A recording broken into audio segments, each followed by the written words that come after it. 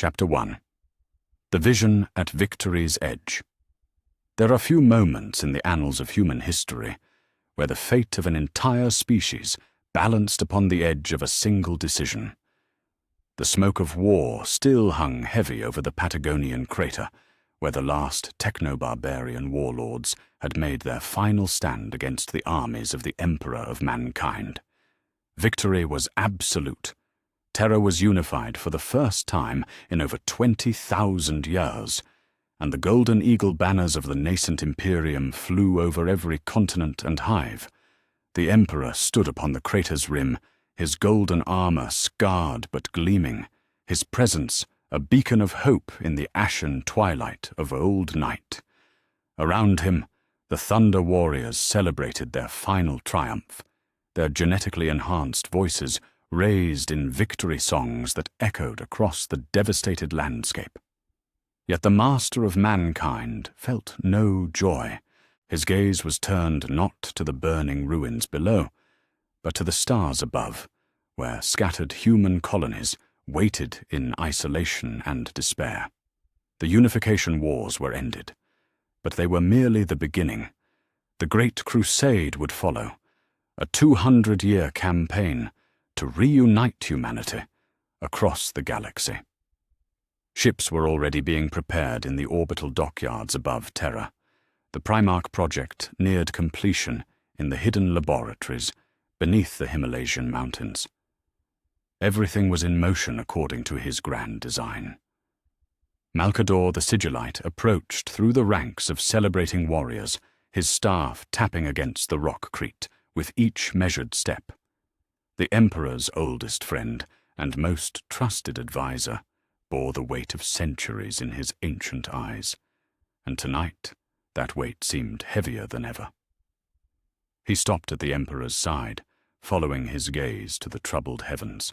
"My lord," Malcador said, his voice barely audible over the distant celebrations. "The astropaths report strange disturbances in the warp.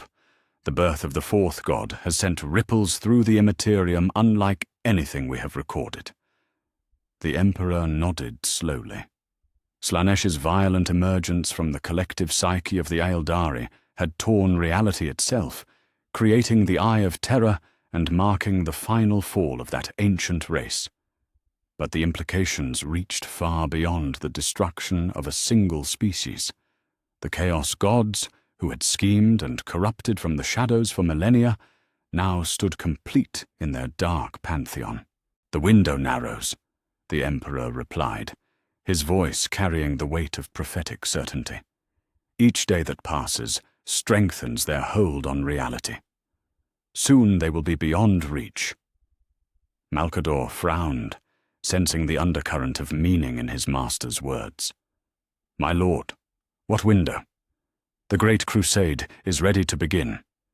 The gene laboratories report that the Primarch gestation is proceeding perfectly. Within months, we could launch the first expeditionary fleets." The Emperor closed his eyes, and for a moment the celebration around them seemed to fade into distant echoes. His consciousness reached out into the warp, touching the chaotic currents of the Imperium with practiced caution. What he found there filled even his ancient soul with dread. The vision struck him with the force of a thunder hammer to the chest. He saw the galaxy as it would become, a nightmare realm where chaos reigned supreme. He witnessed the Horus heresy, the betrayal of his most beloved son, the 10,000 years of stagnation and sufferings that would follow. He saw Terra transformed into a charnel house of fanaticism, his own body enthroned as a corpse god while trillions died in his name. But beyond even that horror, he glimpsed what the Chaos Gods truly intended. Humanity was not their enemy to be destroyed, but their cattle to be harvested. Every emotion, every thought, every dream would feed their endless hunger until nothing remained but a universe of perpetual torment. The vision shifted, showing him another path. Slaanesh's birth had done more than create the newest Chaos God. It had fundamentally altered the balance of the warp itself. The established order of Korn, Tzeentch, and Nurgle had been disrupted by this violent newcomer. For a brief window of time, measured in months rather than years, they were vulnerable in ways they had never been before, and would never be again. He saw himself standing not at the edge of victory over barbarian warlords, but at the threshold of a choice that would determine the fate of every sentient being in the galaxy, the Great Crusade, or something far more dangerous, the salvation of scattered human worlds or the destruction of the gods themselves. The method revealed itself to him like pages, turning in a book written in fire and shadow. It would require every scrap of his psychic might, channeled through rituals older than human civilization. It would demand the sacrifice of much that he had built, and might well demand the sacrifice of his own existence. But it could be done. For the first time in 60,000 years of life, the Emperor saw a path to true victory over the ruinous powers. He opened his eyes to find Malkador watching him with growing alarm. The Sigillite had seen that look before, in the dark days when they had first planned the unification of Terra. It was the expression of a being who had glimpsed the impossible and chosen to make it real. "My lord," Malkador whispered, "what did you see?" The Emperor turned from the stars to face his oldest friend. Around them, the victory celebration continued, but it felt hollow now. A brief respite before the true war began. When he spoke, his words carried the finality of an avalanche. "I have seen the end of all things, Malkador. Not the end that we have prepared for, but the true endings that awaits if we follow the path I have laid out." He gestured toward the orbital shipyards where the Great Crusade fleets were taking shape. "Every ship we launch, every world we reclaim, every victory we achieve will only feed them. They grow stronger with each passing day, and by the time we realize the truth, it will be too late." Malkador's knuckles whitened around his staff. "Then what would you have us do? Abandon the scattered worlds to their fate? Leave humanity divided while Xenos predators pick off our colonies one by one?" "No," the Emperor said, his gaze returning to the stars with grim resolve. "We will not abandon humanity, but neither will we march blindly into the trap that has been laid for us." He placed a hand on Malkador's shoulder, and the Sigillite felt the weight of destiny pressing down like a physical force. "We are going to kill the gods themselves, old friend, all of them, before they can fully adapt to their new equilibrium, before they can weave their corruption so deeply into reality that it cannot be undone." The celebration around them seemed to mock the gravity of the moment. Warriors who had conquered a world raised toasts to future victories, unaware that their master contemplated a war that would make their achievements seem like children's games. The Emperor looked upon them with something that might have been pity. "The window is narrow," he continued. "Perhaps 3 months, no more. After that, the Chaos Gods will have consolidated their power around Slanesh's emergence. They will be unassailable, and our species will spend the next 10 millennia learning the true meaning of damnation." Malkador closed his eyes, feeling the enormity of what was being proposed. "The risks, my lord. Even you cannot be certain of surviving such an undertaking. And if you fail, then we fail," the Emperor said simply. "But if we do nothing, we fail with certainty.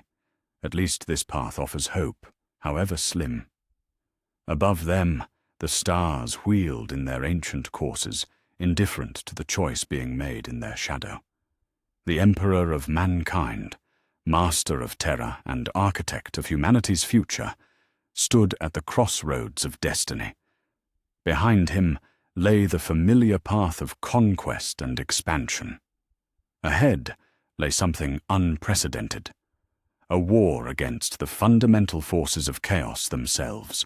The choice would reshape not just the fate of humanity, but the very nature of reality itself. And time was running out. Chapter 2. The Weight of God-Slaying. The deepest vaults of the Imperial Palace lay buried beneath kilometers of rockcrete and adamantium, far below the throne room, where the Emperor would one day hold court over a galactic empire.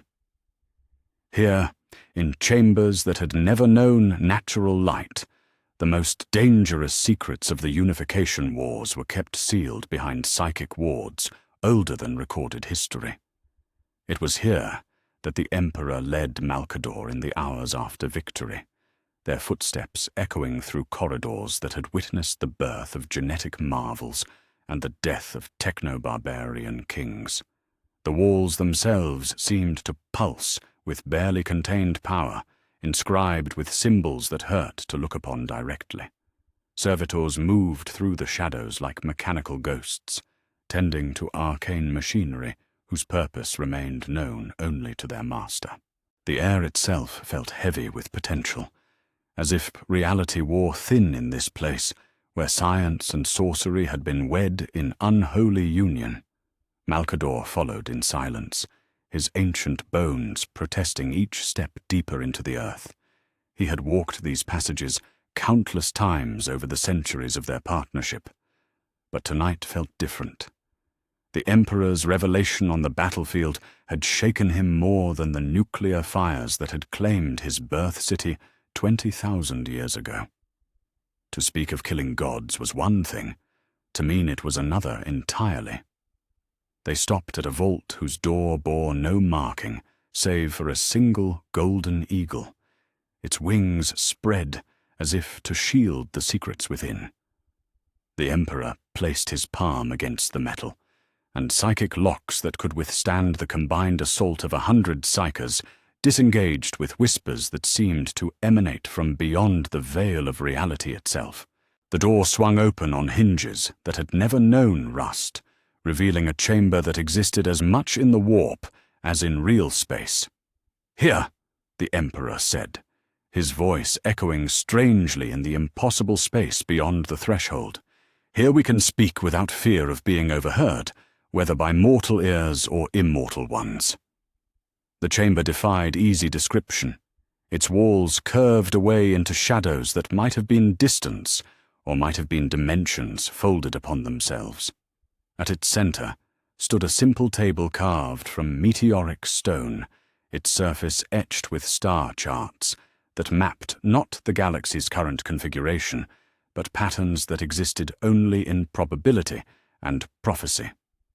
2 chairs waited beside it, one sized for a man, the other for a being whose true nature transcended such mundane limitations. Malcador took his seat with the careful movements of one who carried the weight of millennia in his bones. The Emperor remained standing, his golden eyes fixed on charts that showed possible futures spreading like branches of a cosmic tree. Some paths led to glory, others to damnation, but all seemed to converge on a single point of choice that balanced on the edge of the present moment. "Tell me everything," Malcador said, his voice barely more than a whisper in the vast space. "What you saw, what you learned, what you believe must be done." The Emperor was silent for a long moment, his consciousness touching the edges of the vision that had changed everything.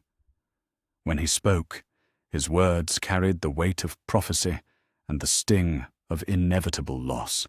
"I saw the future as it unfolds if we follow our intended path," he began, his gaze never leaving the star charts. "The Great Crusade succeeds beyond our wildest projections. 200 worlds are brought into compliance within the first decade. The Primarchs, once recovered from their scattered worlds, lead expeditionary fleets to the galaxy's edge. Humanity reclaims its birthright among the stars." Malcador felt a stirring of hope despite the grim context of their meeting. "That sounds like victory, my lord. What you have always envisioned." It is victory, the Emperor agreed, but it is also the most elaborate trap in the history of creation. He turned from the charts to face his oldest friend, and Malkador saw something he had never witnessed in 60,000 years of companionship, fear in the Emperor's eyes. Every world we reclaim feeds them. Every human life brought into the Imperium becomes another source of sustenance for the ruinous powers. We do not build an empire, Malkador. We construct a feeding ground. The implication struck the Sigillite like a physical blow. The emotions generated by billions of humans across hundreds of worlds. Joy, fear, ambition, despair. The Emperor continued relentlessly. Love and hatred, hope and anguish, all of it flowing into the warp to nourish beings that grow stronger with each passing day.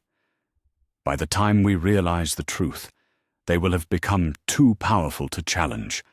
They will own not just our species, but our souls. Malkador closed his eyes, feeling the crushing weight of futility settle upon his shoulders. Then we are already lost. If expansion damns us, and isolation leaves us vulnerable to extinction, what hope remains? One, the Emperor said, moving to the table and placing his hands upon its meteoric surface. Slanesh's birth has disrupted the fundamental balance that has kept the Chaos Gods in their current configuration for millions of years. For a brief window, they are vulnerable in ways they have never been before, and will never be again. The star charts began to shift beneath the Emperor's touch, showing not stellar positions, but psychic currents and warp tides that flowed through dimensions beyond human comprehension. At the center of the display, 4 points of malevolent light pulsed with increasing instability as a new presence disrupted their eternal dance. Here, the Emperor said, indicating the chaotic interference patterns spreading from Slanesh's emergence. The newest god's integration into their pantheon creates resonance cascades throughout the Imperium. They are having to restructure fundamental aspects of their nature to accommodate this change. During that restructuring, they are exposed. Malkador studied the display with growing understanding and mounting horror. You propose to strike while they are distracted by their internal reorganization. More than that, the Emperor replied, his voice dropping to barely above a whisper. I propose to destroy them entirely, not banish them, not contain them, but end their existence as surely as we ended the last techno-barbarian dynasty. The silence that followed seemed to press against the chamber's impossible walls like a living thing. Malkador had witnessed the Emperor accomplish miracles that defied every law of physics and probability, but this transcended even his legendary capabilities. This was not conquest or creation, but the fundamental alteration of reality itself. The method? Malkador asked, though he was not certain he wanted to know the answer. The Emperor gestured, and the star charts transformed into something else entirely, a schematic of psychic architecture that made the Sigillite's enhanced mind reel with its complexity. Arrays of symbols showed power flows and resonance patterns that would require perfect synchronization across multiple dimensional phases, a ritual of unprecedented scope, the Emperor explained, his voice taking on the detached tone he used when discussing the most dangerous of his projects. Every scrap of psychic potential I possess, channeled through amplification matrices and focused into the warp itself. I will need to project my consciousness directly into their domain and confront them on ground of their own choosing. Malkador's enhanced physiology kept him from fainting, but only barely. My lord, even you cannot be certain of surviving such an undertaking. The psychic backlash alone could shatter your mind, and that assumes you somehow manage to actually damage beings that exist as fundamental forces of nature. The risk is absolute, the Emperor acknowledged without hesitation. If I fail, I die, and humanity faces the future without the guidance I had planned to provide. The scattered colonies will remain isolated. The Xenos' threats will continue to multiply, and our species may never recover from the age of strife. And if you succeed? The Emperor's smile held no warmth, only grim determination. If I succeed, we face an entirely different kind of future. One where humanity must find its own way, without the constant whispers of corruption in its ear, but also without the dark strength that opposition to chaos provides. We would be free, Malcador, but freedom is not the same as safety. The sigillite rose from his chair and walked to the edge of the chamber, where shadows danced with patterns that might have been mathematical equations or might have been screaming faces.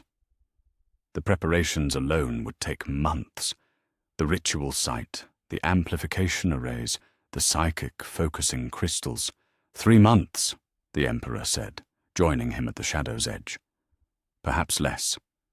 After that, their reorganization will be complete, and they will be beyond our reach for the remainder of human history. And the Great Crusade? The scattered worlds that wait for liberation? The Emperor's expression darkened. They will have to wait longer. Much longer.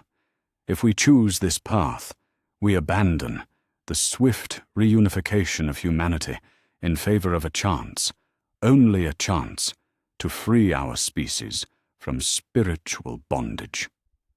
Malcador felt the weight of 10,000 worlds pressing down upon his conscience. Billions of humans scattered across the galaxy, isolated and vulnerable, dependent upon a rescue that might never come. Against that, he weighed the possibility of freedom from corruption that had plagued humanity since the first Psyker opened their mind to the warp's influence. The choice is not mine to make, he said finally. It never has been. But I will ask you one question, and I beg you to answer it with complete honesty. The Emperor nodded, his attention wholly focused on the man who had stood beside him through the darkest ages of human history. Do you believe this can work? Malcador asked. Not hope, not wishful thinking, but genuine belief based on your understanding of the forces involved? The Emperor was silent for what felt like an eternity. When he finally spoke, his words carried the finality of a verdict pronounced upon the cosmos itself. Yes, he said simply. I believe it can work. The mathematics are sound, the psychic principles are established, and the window of opportunity is real. It will require everything I am and everything I might become, but it can work. Malcador nodded slowly, feeling destiny settle around them like a shroud. Then we will make the attempt. May the ancestors forgive us for the worlds we leave waiting in the dark. The Emperor placed a hand on his old friend's shoulder, and for a moment they stood together in the impossible chamber, while the weight of the galaxy's future pressed down upon them both. Above them, the scattered fleets of the Great Crusade waited in orbital dock, their crews dreaming of glory and conquest that would never come. Below them, the secret laboratories where the Primarchs grew toward maturity hummed with activity that would soon be redirected toward an entirely different purpose. Begin the preparations, the Emperor said, his voice echoing through dimensions both real and imagined. We have gods to kill. Chapter 3. Preparations in Shadow. The sound of excavation echoed through the depths of the Imperial Palace like the heartbeat of a dying god. Far beneath the throne room where the Emperor would one day hold court over 1,000,000 worlds, servitors and construction automata labored in shifts that never ended, carving chambers from living rock with tools that married arcane science to forbidden sorcery. The work proceeded in absolute secrecy, hidden behind psychic veils and mundane misdirection, that convinced even the most observant minds that nothing unusual was occurring. Malcador descended through levels of security that would make the gene vaults seem exposed by comparison. Each checkpoint required not just genetic authentication and psychic verification, but proof of loyalty measured in deeds that spanned millennia. The sigillite passed through them all with the weariness of a man who had overseen too many dark projects in service to an impossible dream. The construction site defied easy comprehension. What had once been solid adamantium and rockcrete now curved away in impossible directions, shaped by forces that existed as much in the warp as in real space. The chamber taking form in the depths resembled no earthly architecture, its walls inscribed with symbols that seemed to writhe when observed directly. Psychic resonance crystals the size of hub blocks hung suspended in arrangements that followed mathematical principles derived from the deepest mysteries of the Imperium. The Emperor stood at the chamber's center, his consciousness split between the material realm and dimensions beyond human perception. Around him, the construction proceeded according to blueprints that existed only in his mind, each component placed with precision, measured in quantum fractions. The slightest error would result not in mere failure, but in catastrophic psychic feedback that could crack Terra's crust like an eggshell. "The amplification matrices are taking shape," Malcador reported, his voice barely audible over the hum of working machinery. "But the power requirements exceed our most optimistic projections. Even with the geothermal taps and the orbital collection arrays, we will need to draw upon Terra's magnetic field itself." The Emperor nodded without turning from his work. "Then we draw upon it. The planet will survive a temporary weakening of its magnetosphere. Humanity will not survive our failure." Construction servitors moved through the expanding chamber like mechanical priests, their modified bodies allowing them to work in conditions that would liquefy unaugmented flesh. They installed focusing crystals that had been grown in the heart of Terra's molten core, their lattice structures aligned to psychic frequencies that resonated with the fundamental forces of creation and destruction. Each crystal represented months of preparation and resources that could have equipped an entire expeditionary fleet. Above them, in chambers that seemed mundane by comparison, another kind of preparation was underway. The Emperor's agents moved through Terra's sprawling hive cities and fortress communes, seeking individuals whose psychic potential made them suitable for the most dangerous task in human history. They were not looking for the strongest psychers, for raw power without control would doom the ritual before it began. Instead, they sought those rare souls who combined potent abilities with absolute mental discipline and unshakable loyalty to the Emperor's vision. Marcus Aurelius Vex had served in the psychic choirs that maintained communication across Terra's scattered military forces during the final years of the Unification Wars. His gift for long-range telepathy had coordinated Thunder Warrior strikes across entire continents, but it was his unflinching resolve that marked him for greater service. When the Emperor's agents came for him in the depths of the Himalaysian communications complex, he followed without question, understanding that some orders transcended explanation. Lydia Voss had been born in the toxic wastes of the American dead zones, her precognitive abilities manifesting as an uncanny knack for survival in a landscape where death waited behind every ruined wall. The Emperor's scouts had tracked her for months before making contact, observing as she led refugee convoys through radiation storms and raider ambushes with success rates that defied probability. When they offered her a chance to serve something greater than mere survival, she accepted with the grim determination of one who had seen too much to fear anything the future might hold. Dmitri Kozlov's mastery of psychic shielding had made him invaluable during the siege of the Ursh Palace, where the techno-barbarian dictators had employed mind-controlling implants in desperate attempts to turn the Thunder Warriors against their own commanders. His barriers of pure will had protected entire companies from psychic assault, but the effort had aged him decades in the span of months.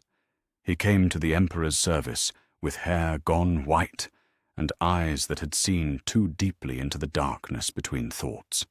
One by one, they gathered in chambers that officially did not exist, beneath the very heart of the nascent Imperium. There were 57 of them in total, each chosen for abilities that complemented the others in ways that followed patterns older than human civilization. They were told nothing of their true purpose at first, understanding only that they served the Emperor's will in a capacity that demanded absolute sacrifice. The Emperor himself oversaw their preparation with the attention he had once reserved for the creation of the Primarchs. Each Psyker underwent conditioning that pushed their abilities beyond previously imagined limits, while maintaining the mental stability necessary for the ritual's success. They learned to channel their power through crystalline matrices that amplified their output 1,000-fold, and to maintain perfect synchronization even when their minds touched the raw stuff of the warp itself. Days blended into weeks as the preparations consumed every resource the Emperor could marshal without revealing his true intentions. Supply manifests recorded the construction materials as components for expanded communications arrays and deeper mining operations. The psychic amplification crystals were documented as strategic reserves against potential Xeno's psychic attack. Even Malkador's most trusted administrators believed they were witnessing preparations for some unspecified phase of the coming Great Crusade. Yet the deception could not be perfect. The forces they were marshalling existed on scales that warped reality itself, and reality has a way of responding to such disturbances. Strange phenomena began manifesting across Terra's surface as the ritual chamber neared completion. Astropaths reported visions of darkness spreading from the Imperial Palace like ink through water. Tech priests monitoring the planet's magnetic field recorded fluctuations that followed no natural pattern. Even unaugmented humans began experiencing dreams of burning stars and screaming gods. In the gene laboratories, where the Primarchs grew toward maturity, the life support systems registered impossible readings. The 20 pods showed signs of increased neural activity that suggested the developing minds within were responding to psychic emanations that should have been completely shielded. Some pods registered dreams that lasted days without interruption, filled with visions of wars fought in dimensions beyond the physical universe. The Emperor monitored these developments with growing concern, but no reduction in his determination. Each disturbance was evidence that the warp itself was beginning to sense what he intended. The window of opportunity that Slanesh's birth had created was narrowing faster than his most pessimistic projections had suggested. They would have weeks, not months, to complete their preparations. "The ruinous powers are taking notice," Malkador observed during one of their increasingly rare private conferences. "Reports are coming in from across the system of demon manifestations and psychic storms. They know something is coming." The Emperor's response was to increase the pace of construction rather than diminish it. The final phase of preparation required precision that left no room for hesitation or doubt. The psychic amplification chamber was sealed and consecrated according to rituals that predated human civilization, its walls inscribed with wards drawn from a dozen different mystical traditions. The 57 chosen psychers were brought to their positions around the chamber's perimeter, each one connected to focusing crystals that hummed with barely contained power. As the Emperor prepared for the intensive psychic conditioning, that would be necessary to project his consciousness directly into the warp, he reflected on the magnitude of what they were attempting. The Chaos Gods were not mere entities that could be killed in any conventional sense. They were fundamental forces of nature, aspects of consciousness itself, made manifest through the collective psychic emanations of every sentient being in the galaxy. To destroy them would require not just overwhelming power, but the will to rewrite the basic laws that governed existence. The conditioning began in chambers that existed partially outside normal space-time, where the Emperor could push his already transcendent abilities beyond even their legendary limits. For 72 hours that felt like 72 years, he subjected himself to psychic disciplines that would have shattered lesser minds instantly. His consciousness expanded and contracted, stretched across dimensions, and compressed into singularities of pure thought, learning to exist in states that had no analogue in physical reality. Malcador maintained vigil throughout the ordeal, monitoring biosigns that registered readings the palace's medical systems could not interpret. There were moments when the Emperor's life signs flatlined completely, his consciousness so dispersed that no physical form could contain it. There were other moments when the readings spiked so high they threatened to overload the monitoring equipment, as power that could reshape star systems flowed through neural pathways designed for a mortal brain. When the conditioning was complete, the Emperor emerged changed in ways that were immediately apparent to those who knew him well. His golden eyes now held depths that seemed to extend beyond the boundaries of three-dimensional space. His presence pressed against reality with intensity that made the air itself seem solid. When he spoke, his words carried harmonics that resonated in dimensions beyond sound. "The ritual chamber is complete," he announced, though completion was a relative term for something that existed as much in impossible mathematics as in physical construction. "The psychers are prepared, the amplification matrices are charged, and the window remains open. We will begin at dawn." Malcador nodded, feeling the weight of destiny settling around them like a funeral shroud. Above them, Terra turned in its orbit, unaware that its fate and the fate of every living thing in the galaxy would be decided in the hours to come. Across the star-scattered void, human colonies waited in isolation and ignorance, while Xenos predators prowled at the edges of their failing defenses. They would continue to wait, perhaps forever, while their Emperor gambled everything on a chance to free the species from spiritual bondage. In the deepest vaults of the Imperial Palace, 57 psychers took their positions around machinery that could crack continents. The amplification matrices powered up with sounds like the birth songs of newborn stars.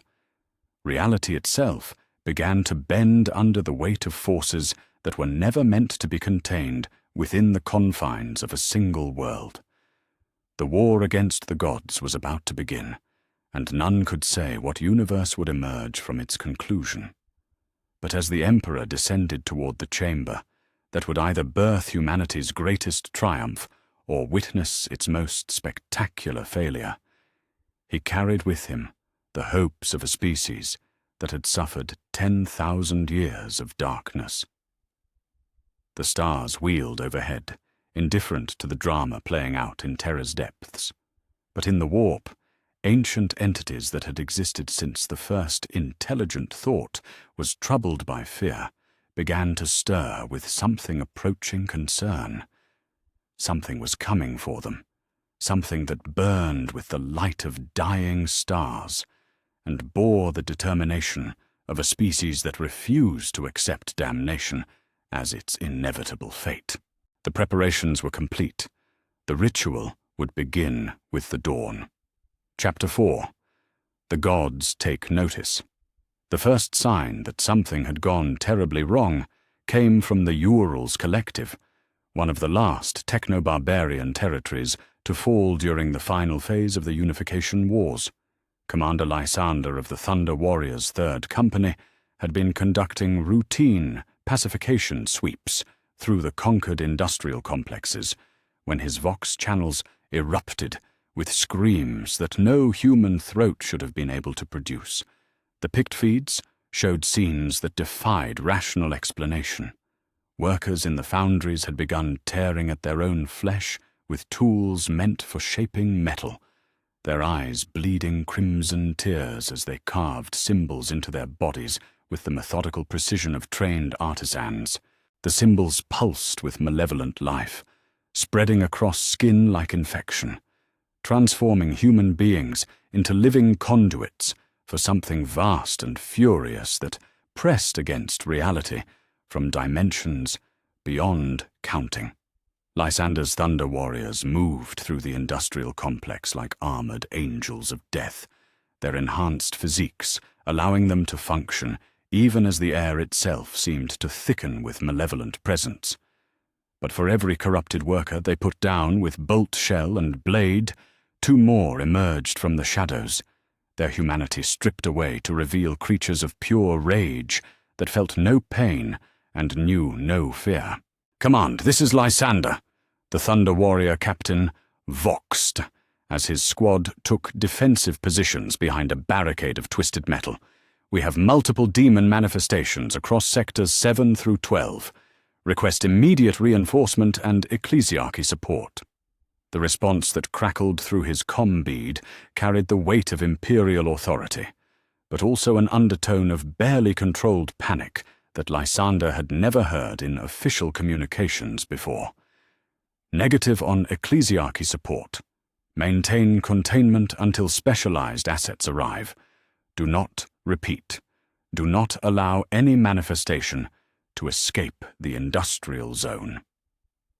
Across Terra, similar reports flooded the Imperial command networks with increasing frequency. The American Deadlands, still glowing with residual radiation from the atomic wars of ages past, spawned creatures that fed on entropy itself, their forms shifting between states of decay that hurt to observe directly.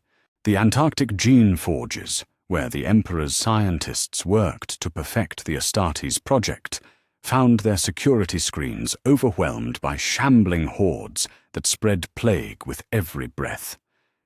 In the Himalaysian fortress cities, the newly integrated nobility discovered that their dreams had been invaded by visions of impossible beauty and perfect agony. Lady Mariana Voss, once a techno-barbarian princess whose submission had secured her family's place in the new order, found herself compelled to host gatherings where excess became the only virtue and pain the highest pleasure. Her guests arrived as loyal imperial citizens and left as something altogether more disturbing. The Emperor felt each manifestation like physical wounds across his consciousness, the psychic emanations of demonic presence creating interference patterns that threatened to disrupt the delicate calibrations of his ritual chamber. He stood before the great viewing wall of his private sanctum, watching data streams that painted a picture of systematic corruption spreading across his newly conquered empire. "They know," Malcador said, entering the chamber with reports that seemed to multiply in his hands, even as he carried them. "Every single manifestation is strategically positioned to maximize disruption to our operations. This is not random demon incursion. This is coordinated warfare." The Emperor nodded grimly, his attention split between the material crisis and the psychic dimensions where he could sense the ruinous powers marshalling their strength. "Khorne strikes first as expected. His rage at being discovered has manifested as pure fury made flesh, but the others will not be far behind." As if summoned by his words, reports began arriving of a different kind of horror. In the deep laboratories, where the chosen psychers underwent their final conditioning, Marcus Aurelius Vex began experiencing visions that claimed to show the true future of their endeavor.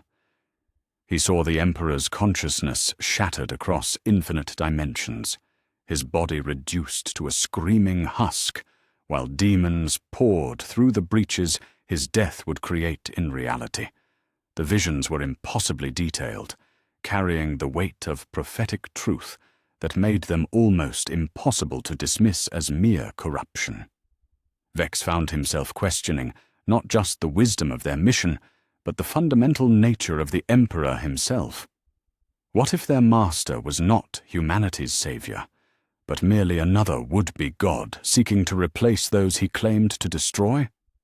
Lydia Voss, the precognitive survivor from the American wastes, experienced a different form of assault. Her gift for seeing possible futures became a curse, as every probability path she examined led to the same conclusion. Failure. The ritual would not just fail, it would create something worse than the chaos gods they sought to destroy. She saw terror cracked open like an egg, its molten core spilling into dimensions where physics held no meaning. "The visions are lies," the Emperor declared when the reports reached him, but his words carried an undertone of uncertainty that Malcador had never heard before. Tzench seeks to break their resolve through false prophecy, but doubt, once planted, grows like cancer in the mind of even the most disciplined psyker. The third wave of assault manifested as disease, but not the crude plagues that spread through contact and contamination. This was entropy made manifest, a corruption that attacked the fundamental structures of existence itself. Dmitry Kozlov, whose psychic shields had protected Thunder Warriors from mind control during the siege of Ursh, found his barriers beginning to weaken as something ate at the conceptual foundations of his abilities. The effect spread to the other psychers with terrifying efficiency. Their carefully calibrated mental disciplines began to fray at the edges as doubt and despair seeped through cracks in their resolve. The amplification crystals that were meant to focus their combined will started resonating with discord rather than harmony, their pure mathematical frequencies corrupted by the introduction of variables that followed no natural law. "Nurgle's touch," the Emperor diagnosed, his golden eyes blazing with barely contained fury. He seeks to poison the ritual at its source, to ensure that even if we maintain our resolve, the mechanism itself will fail. The fourth and most insidious assault came through the very foundations of imperial society. Across Terra's noble houses and administrative hierarchies, individuals who had sworn loyalty to the Emperor found themselves questioning that loyalty for the first time. The whispers came not as obvious corruption, but as reasonable doubts dressed in the language of pragmatism and duty. Lord Commander Valdez, who had overseen the integration of the Indoni clans into imperial service, found himself wondering if the Emperor's mysterious project might be a sign of instability rather than visionary leadership. Captain Mora of the Palace Guard began to suspect that their master's increasing isolation and the strange phenomena plaguing Terra were connected in ways that boded ill for humanity's future. The corruption spread through social networks and command hierarchies like a virus designed specifically to target loyalty itself. Those affected retained their humanity and their apparent dedication to imperial service, but their faith in the Emperor's judgment began to crack under the pressure of carefully crafted doubt. "Slanesh," the Emperor said, his voice carrying the weight of grim recognition. "The newest god seeks to prove its worth to the others by corrupting that which they have never been able to touch. Absolute loyalty freely given." The combined assault reached its crescendo as dawn approached, and the time for the ritual drew near. Demon manifestations erupted simultaneously across 17 different districts of Terra, each one positioned to draw Thunder Warrior companies away from the Imperial Palace, just as the Emperor would be most vulnerable. The chosen psychers found their conditioning under attack from within, as doubt, despair, and false visions tore at their carefully constructed mental disciplines. In the depths of the palace, the ritual chamber itself began to resonate with harmonics that hurt to hear, as if reality was developing stress fractures under the weight of opposing forces. The amplification crystals, grown in Terra's molten core and calibrated to impossible precision, started showing signs of structural instability that threatened to turn the Emperor's weapon into humanity's tomb.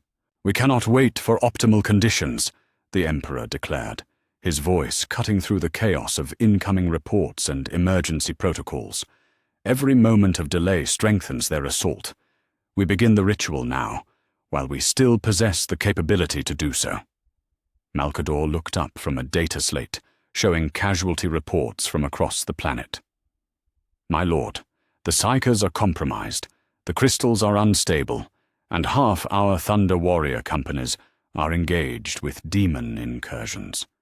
To attempt the ritual under these conditions is to accept less than optimal chances of success," the Emperor interrupted, his gaze fixed on readings that showed psychic interference climbing toward critical levels.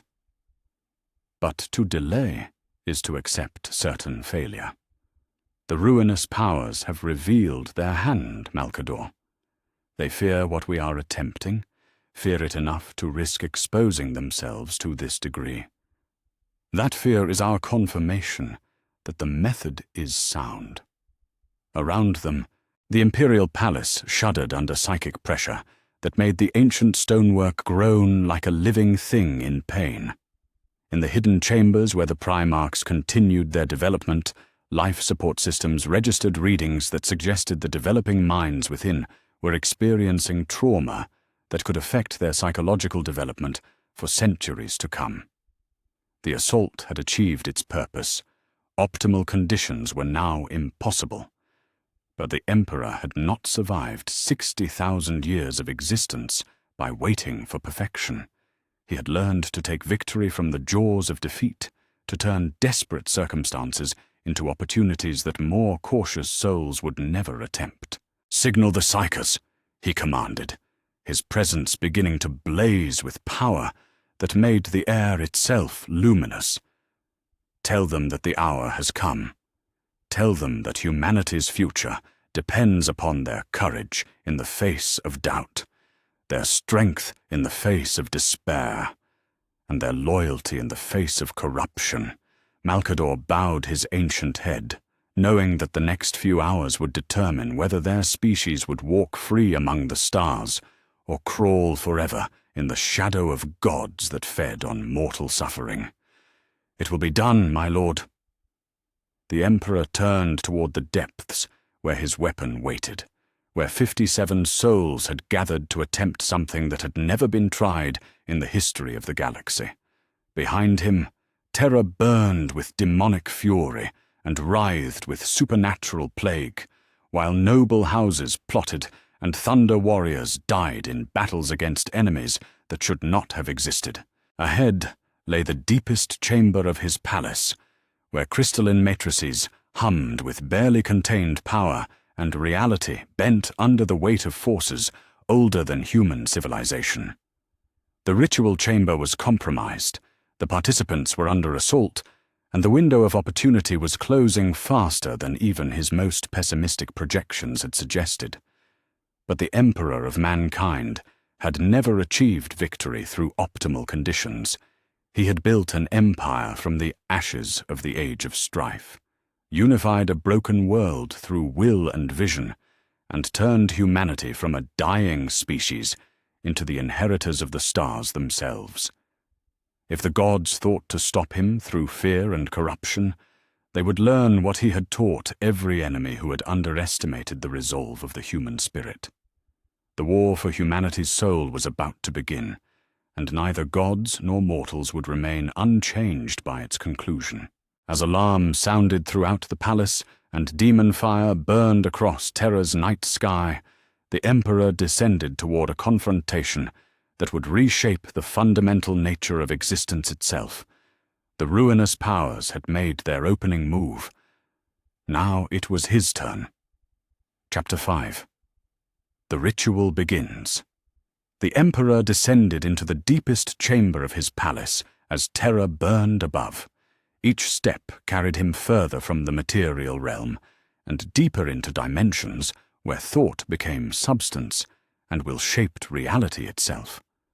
The amplification chamber waited in the palace depths like the heart of a dying star, its crystalline matrices pulsing with energies that made the air itself luminous with barely contained potential. 57 psychers stood at their designated positions around the chamber's perimeter, their faces pale but resolute despite the corrupting influences that had assaulted their minds throughout the night. Marcus Aurelius Vex fought against visions that showed him the Emperor's failure, his hands trembling as he gripped the focusing crystal that would channel his telepathic abilities into the greater working. Lydia Voss closed her precognitive sight to the futures that promised only disaster, forcing her consciousness to remain anchored in the present moment where hope still lived. Dmitri Kozlov reinforced his psychic shields against the entropy that ate at their foundations, knowing that failure meant not just death, but the damnation of everything he had sworn to protect. The chamber itself defied conventional architecture, its walls curving away into spaces that existed partially outside normal, three-dimensional reality. The focusing crystals hung suspended at impossible angles, their faceted surfaces reflecting light that had never known a star's touch.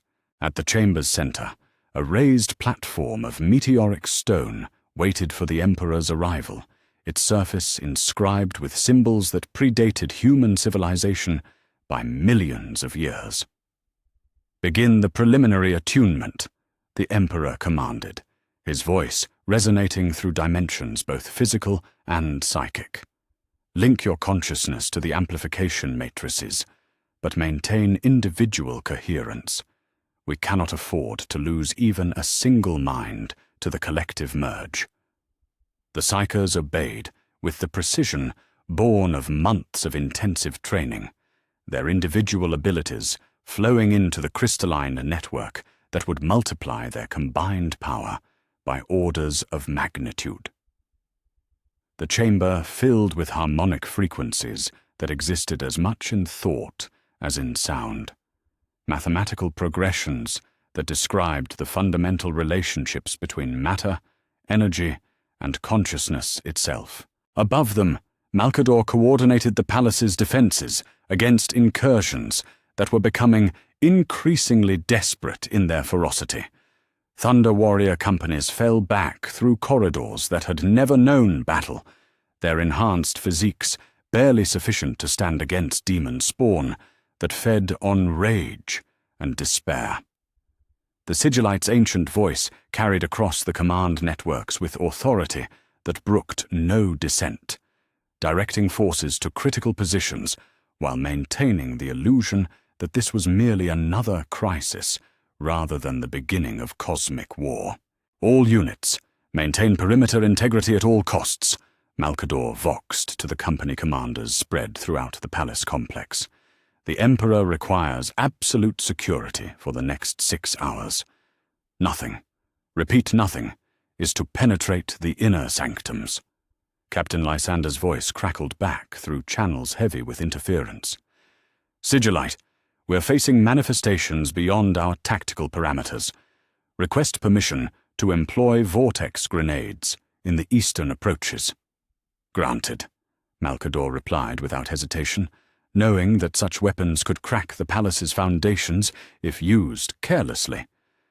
But carefulness was a luxury they could no longer afford.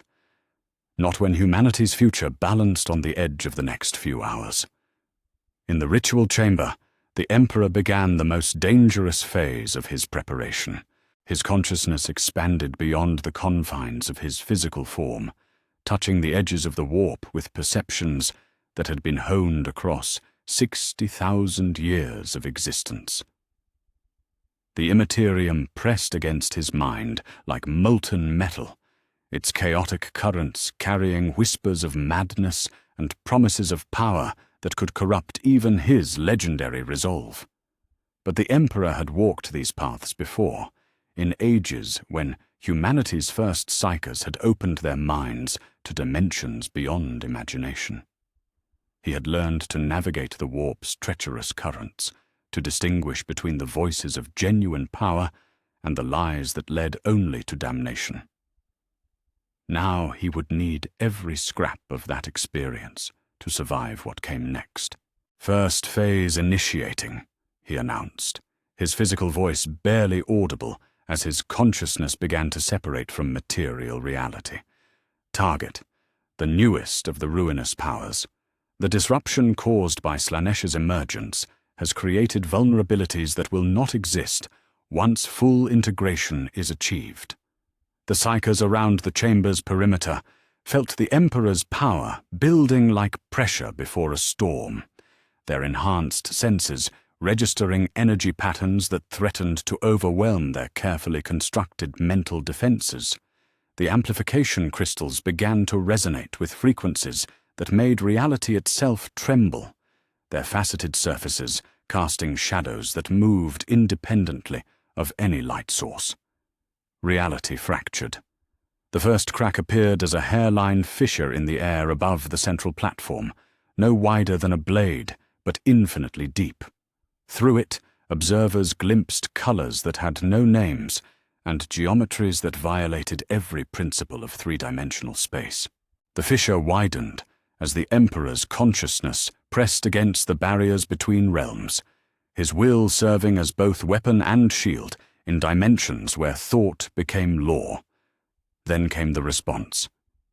The Chaos Gods had spent eons believing themselves beyond the reach of mortal ambition, secure in their immortality and sustained by the endless flow of emotion from countless sentient species. The possibility that they could be threatened by a single being, however powerful, had seemed so remote as to be beneath consideration. But now they felt something they had not experienced since their own violent births from the collective unconscious of the galaxy. Fear. Slanesh reacted first, as the Emperor had predicted. The newest god's response was immediate and overwhelming, a psychic shriek that shattered crystal formations on a dozen worlds and sent every psyker in the solar system reeling with visions of perfect agony.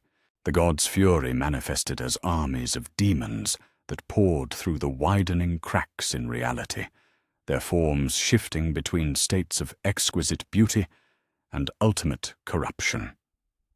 The Imperial Palace shuddered under psychic pressure that made its ancient foundations groan like living things in pain. Demon spawn manifested in corridors that had been blessed by the Emperor's own presence, their claws carving gouges in adamantium walls that had withstood bombardment by atomic fire. Thunder warriors met them with bolt shell and blade, their genetic enhancements allowing them to function even as the air itself became toxic with malevolent presence. "Demon breach in the eastern wing," came the report over increasingly distorted Vox channels. Estimated 40 contacts, moving toward the central lifts. "Western approaches compromised," another voice added, requesting immediate support. Malkador split his attention between the tactical situation above and the psychic readings from the ritual chamber below. The energy patterns he observed defied every measurement system the palace possessed, showing power outputs that should have been impossible for any single mind to contain. Yet the Emperor's consciousness remained coherent, focused with laser precision on the target that swam through dimensions beyond human perception. In the warp itself, a battle was being fought that had no analogue in physical reality.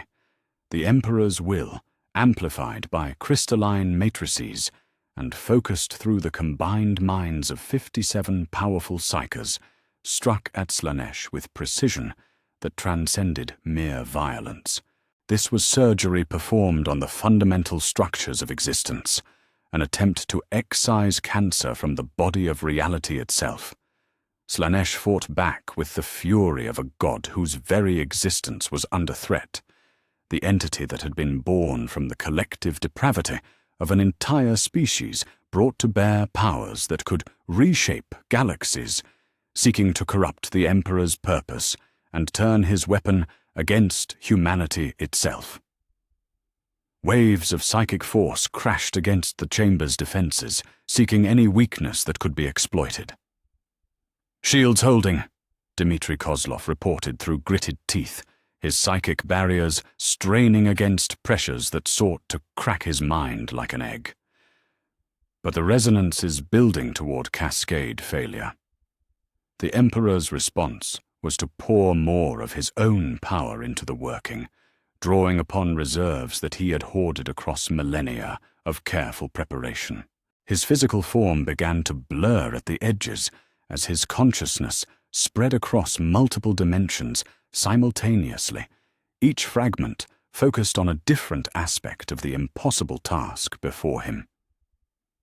The battle raged across levels of reality that had no names, where concepts fought for supremacy and mathematics became weapons of mass destruction. Slanesh's essence writhed under the Emperor's assault like a living thing in agony, its perfect forms distorting as fundamental aspects of its nature were systematically dismantled. Above them, the palace's defenders fought their own war against manifestations that grew more desperate with each passing moment. Captain Vada of the Thunder Warriors' 7th Company found herself face to face with a greater demon whose beauty was so perfect it caused physical pain to observe, its voice promising pleasures that would make the conquest of Terra seem like a child's game. "For the Emperor," she snarled, triggering her power fist in a blow that sent the creature shrieking back into whatever dimension had spawned it. The demon's destruction sent ripples through the warp that the Emperor felt as distortions in his own assault. Each daemon banished weakened Slanesh's grip on reality, but also threatened to disrupt the delicate balance of forces that made the god-killing possible. He walked a razor's edge between success and catastrophic failure, with no margin for error and no possibility of retreat. "Second phase initiation," he announced, though his voice now seemed to come from everywhere and nowhere at once. "Structural integrity of the target is compromised. Beginning fundamental dissolution protocols." The ritual chamber erupted in light that had never known a natural source, its intensity causing the psychers around its perimeter to cry out in pain despite their enhanced conditioning. The amplification crystals began to crack under pressures that exceeded their design specifications, their faceted surfaces bleeding energies that made the air itself burn with corrosive potential.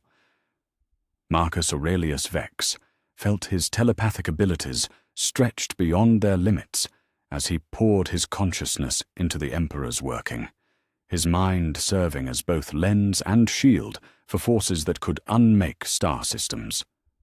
Beside him, Lydia Voss abandoned all pretense of maintaining her individual awareness, allowing her precognitive gifts to merge with the greater pattern of the ritual, despite knowing that such merger might cost her sanity.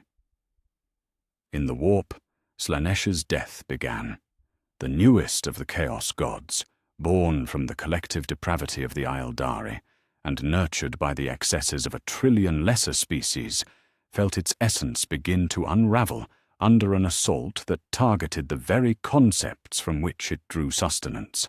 Perfect pleasure became perfect agony, ultimate beauty transformed into cosmic horror, and the god that had reveled in contradiction discovered that even immortal entities could know true fear. The psychic backlash of a god's death throes sent shockwaves through dimensions both material and immaterial.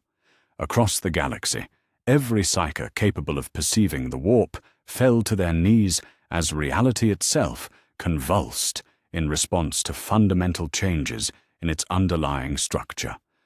On Terra, the very stones of the Imperial Palace began to weep tears of liquid gold, while in the deep vaults where the Primarchs continued their development, Life support systems registered readings that suggested the growing minds within were experiencing something that transcended the boundaries of normal consciousness.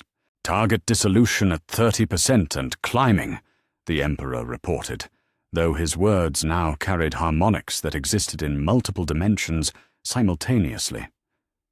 "Maintain focus. The hardest part is yet to come." Malcador, monitoring from the levels above, watched readings that should have been impossible spike beyond the measurement capabilities of their most advanced instruments. The ritual was working, but at costs that might exceed even their most pessimistic projections. Each moment of success brought them closer to victory and damnation in equal measure. The battle for humanity's soul had begun in earnest, and neither gods nor mortals would emerge unchanged from its conclusion. In the depths of terror, an emperor wagered everything on the belief that freedom was worth any price, while above him the faithful fought and died to buy him the time he needed to reshape the fundamental nature of existence itself. The first god was dying, but 3 others remained, and their fury at this unprecedented assault was building toward levels that could crack the galaxy itself. The hardest battles lay ahead, but the path to victory had been proven possible. Whether humanity would survive to walk that path remained to be seen. Reality trembled, the warp convulsed, and in the depths of the Imperial Palace, an immortal being pressed his will against the foundations of creation itself, determined to free his species from spiritual bondage regardless of the cost. The ritual continued, and the universe held its breath. Chapter 6. Slanesh's fall in the realm beyond sight, beyond sound, beyond any sensation that mortal flesh could comprehend. The Emperor of mankind stood face to face with a god. The warp stretched around them in dimensions that had no names, its chaotic currents temporarily stilled by the presence of 2 beings whose will could reshape reality itself. Here, in the domain where thought became substance and emotion took physical form, the Master of Terror prepared to commit the ultimate act of deicide. Slanesh manifested not as a single entity, but as a symphony of contradictions that hurt to perceive directly. The god's form shifted between states of perfect beauty and ultimate corruption, its essence radiating pleasures so exquisite they caused physical agony to witness. Every movement generated cascades of sensation that could drive mortals to madness with desire, while its voice promised ecstasies that would make the conquest of galaxies seem mundane by comparison. "You cannot destroy perfection," the god whispered, its words carrying harmonics that existed in frequencies beyond human perception. "I am the culmination of desire, the ultimate expression of sensation itself. Every moment of pleasure your species has ever known feeds my existence.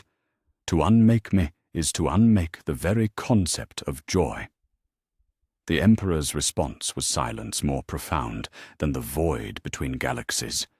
His will, amplified through crystalline matrices and focused by the combined minds of 57 powerful psychers, pressed against the god's essence with precision that transcended mere violence.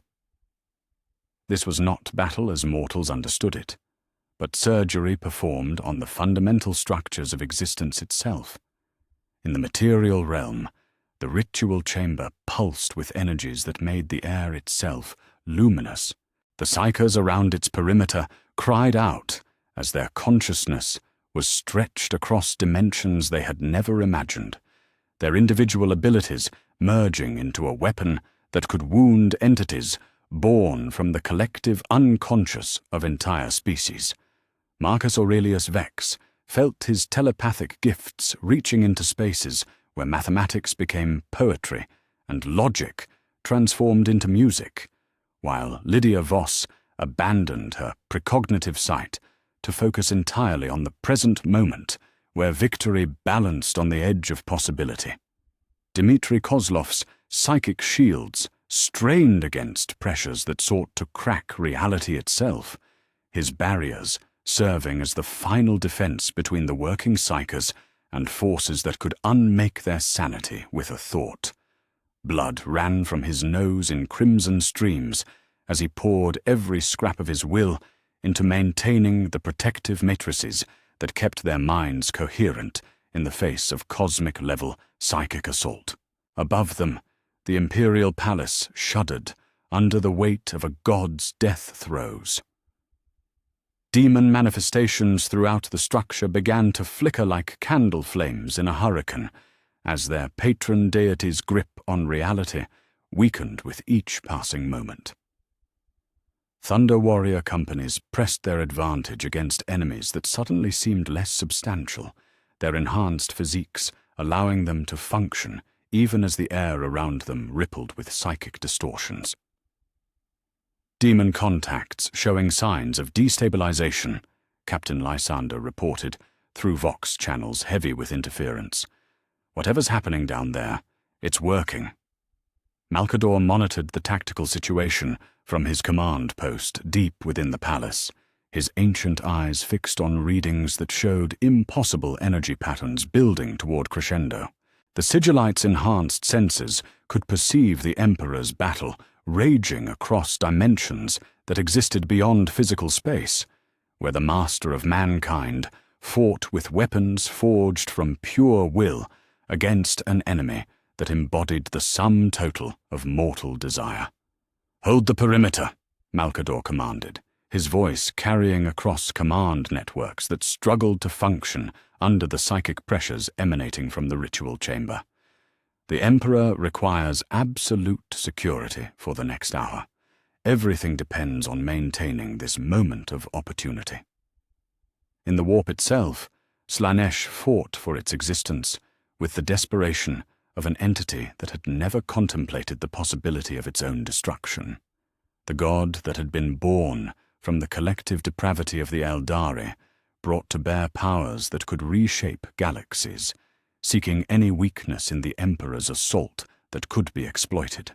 Waves of psychic force crashed against barriers of crystallized will, each impact sending shockwaves through dimensions, both material and immaterial.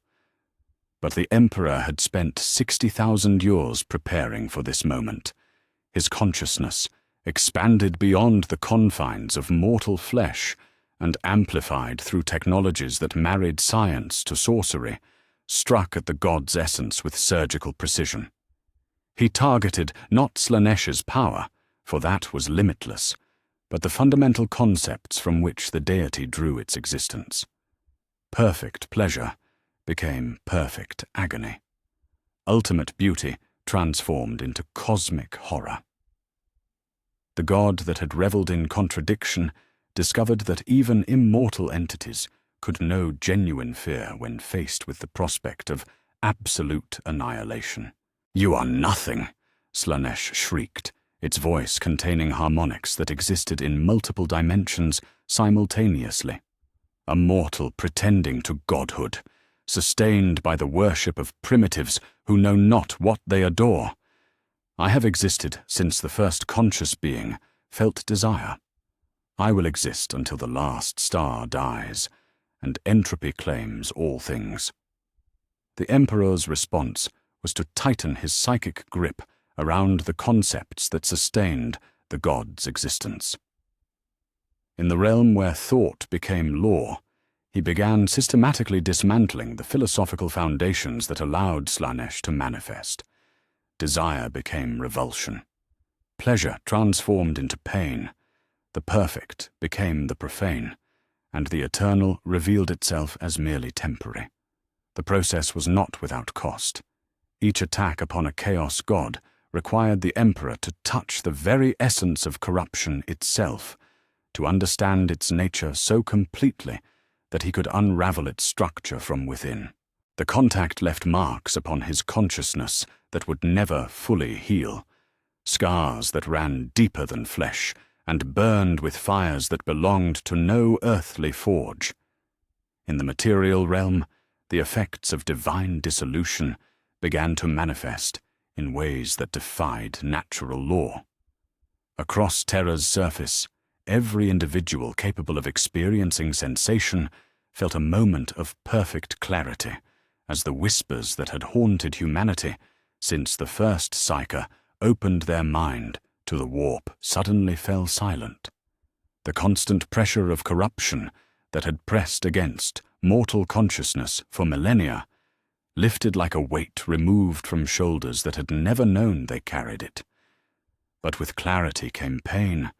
Slanesh's death throes manifested as waves of sensation that swept across the planet like psychic tsunamis, causing every living thing to experience moments of such intense pleasure that they bordered on torture. In the hive cities of Terra, billions of souls cried out in unison as their nervous systems overloaded with input that transcended the boundaries between ecstasy and agony. The Thunder Warriors fighting in the palace corridors staggered as the sensory overload struck them, their enhanced physiques providing only partial protection against assaults that targeted consciousness itself. Some fell to their knees as their neural pathways burned with feedback that belonged to no physical source, while others pressed forward through sheer force of will, knowing that their Emperor required their protection now more than ever. "Emperor's blood," Captain Varda gasped as she leaned against a corridor wall, her enhanced nervous system struggling to process sensations that existed beyond the normal spectrum of human experience.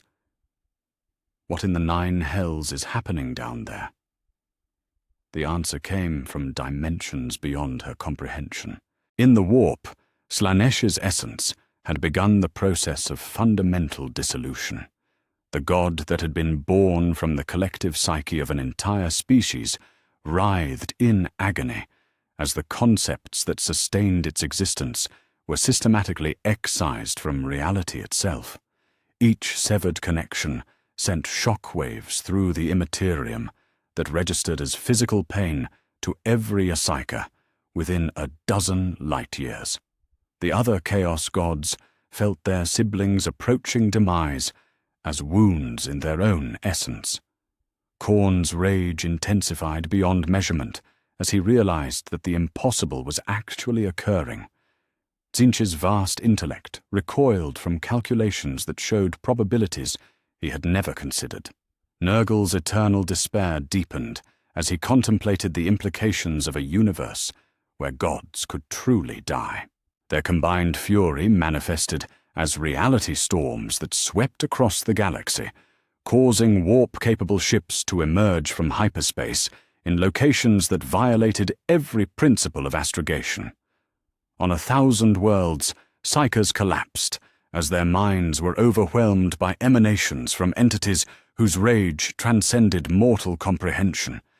The very fabric of existence began to strain under pressures that threatened to tear holes in the boundaries between dimensions. But in the ritual chamber beneath the Imperial Palace, the Emperor's will remained focused with laser precision on his chosen target. Slanesh's dissolution had passed the point of no return. The god's essence, unraveling as fundamental aspects of its nature, were excised from the conceptual framework of reality itself. The entity that had existed as the embodiment of perfect sensation discovered that even perfection could be improved upon through its complete absence. "Dissolution at 90%, the Emperor announced, though his voice now seemed to come from everywhere and nowhere at once. "Maintain focus. The final phase requires absolute precision." The Psykers around the chamber's perimeter poured the last reserves of their strength into the working, knowing that failure at this critical moment would doom not just themselves, but their entire species. Marcus Aurelius Vex felt his telepathic abilities burning out under the strain, his neural pathways overloading as they channeled power that belonged to no mortal mind. Lydia Voss's precognitive sight had been permanently damaged by exposure to futures that contained paradoxes no linear consciousness could resolve. Dmitri Kozlov's psychic shields flickered like candle flames in a hurricane, their failure held at bay only by will that transcended any rational understanding of human limitations. In the final moments before dissolution, Slanesh made one last attempt to preserve its existence. The god offered the Emperor everything it had ever possessed: infinite pleasure, perfect beauty, sensations that could make the conquest of the galaxy seem like a children's game. It promised to serve rather than corrupt, to enhance rather than destroy, to transform humanity into a species that could experience joys beyond mortal comprehension. The Emperor's response was to complete the excision. Slanesh died with a scream that existed in frequencies beyond sound, its essence dissolving into component concepts that dispersed across the warp like smoke on a cosmic wind. The god that had embodied the ultimate expression of sensation simply ceased to exist, its death sending shockwaves through dimensions both material and immaterial that would be felt for millennia to come. Reality convulsed. Across the galaxy, every psyker capable of perceiving the Imperium felt the moment when one of the fundamental pillars of chaos crumbled into nothingness. On Terra, the very stones of the imperial palace wept tears of liquid gold as the planet's psychic field realigned itself around the absence where a god had once existed. In the deep vaults where the Primarchs continued their development, life support systems registered readings that suggested the growing minds within had experienced something that transcended normal consciousness. Some pods showed signs of trauma that could affect psychological development for centuries, while others registered neural activity that implied the developing beings had somehow contributed to their creator's victory. The demon armies throughout the palace began to discorporate as their patron deity's death severed the connections that had allowed them to manifest in real space. Thunder warriors watched in amazement as enemies that had seemed unstoppable moments before simply faded away like morning mist, their claws and fangs proving as insubstantial as the nightmares from which they had been born. "All demon contacts are showing terminal dispersal," Captain Lysander reported, his voice carrying a mixture of relief and exhaustion that spoke to hours of desperate combat against impossible odds. Whatever the Emperor did, it worked. In the ritual chamber, the surviving psychers collapsed in their positions as the immediate pressure of the working lifted from their minds. Of the 57 who had begun the ritual, 43 remained conscious, their abilities permanently altered by contact with forces that existed beyond mortal comprehension. The amplification crystals had cracked under pressures that exceeded their design specifications, their faceted surfaces now clouded with energy patterns that resembled frozen lightning. The Emperor stood at the chamber's center, his physical form flickering between states of matter and energy as his consciousness slowly returned from dimensions beyond counting. The cost of god-slaying was written in every line of his face, aging that transcended mere physical years, etched into features that had remained unchanged for millennia. But he had succeeded. For the first time since the birth of consciousness in the galaxy, one of the Chaos Gods was truly and permanently dead. "First phase complete," he announced, his voice carrying harmonics that belonged to no earthly source. "Slanesh has been excised from the fabric of reality itself. The method is proven effective."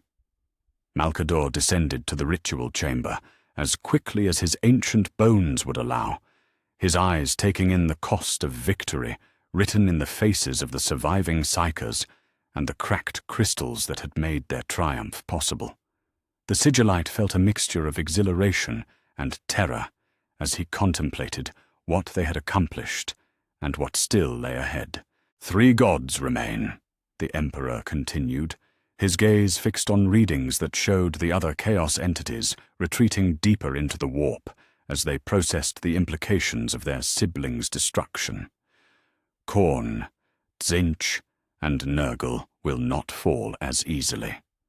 They have had longer to establish themselves in the fundamental structures of reality, and they now know that I possess both the means and the will to destroy them. The victory was complete, but it was also just the beginning. The Emperor had proven that gods could die, that the entities mortals had believed immortal could be reduced to nothing through sufficient will and proper application of force.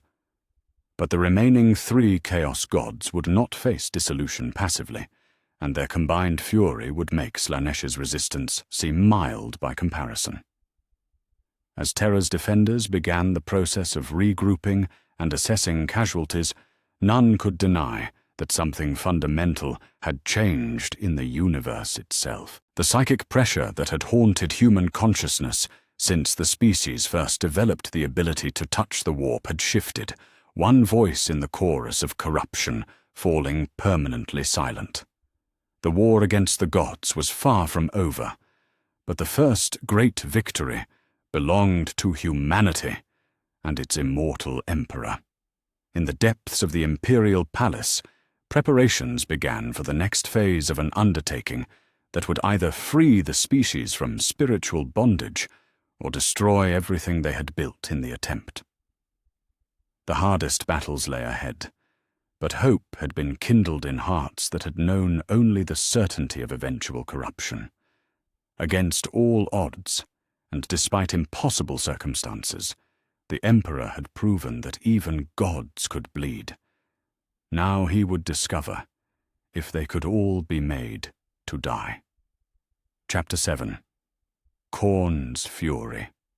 The silence that followed Slaanesh's death lasted exactly 7 heartbeats. In that brief moment of cosmic stillness, the Emperor stood in the ritual chamber's center, his consciousness slowly returning from dimensions where he had committed the ultimate act of deicide. The surviving psychers around the chamber's perimeter gasped for air that seemed suddenly clean, free from the psychic pollution that had contaminated every breath since the first god's birth millions of years ago. Then Khorne's rage struck Terra like the fist of an angry star. Reality tore open across the Imperial Palace with sounds that belonged to no earthly forge. Where Slaanesh's corruption had been subtle, seductive in its approach to mortal minds, the blood god's fury was as direct as a bolt shell to the skull.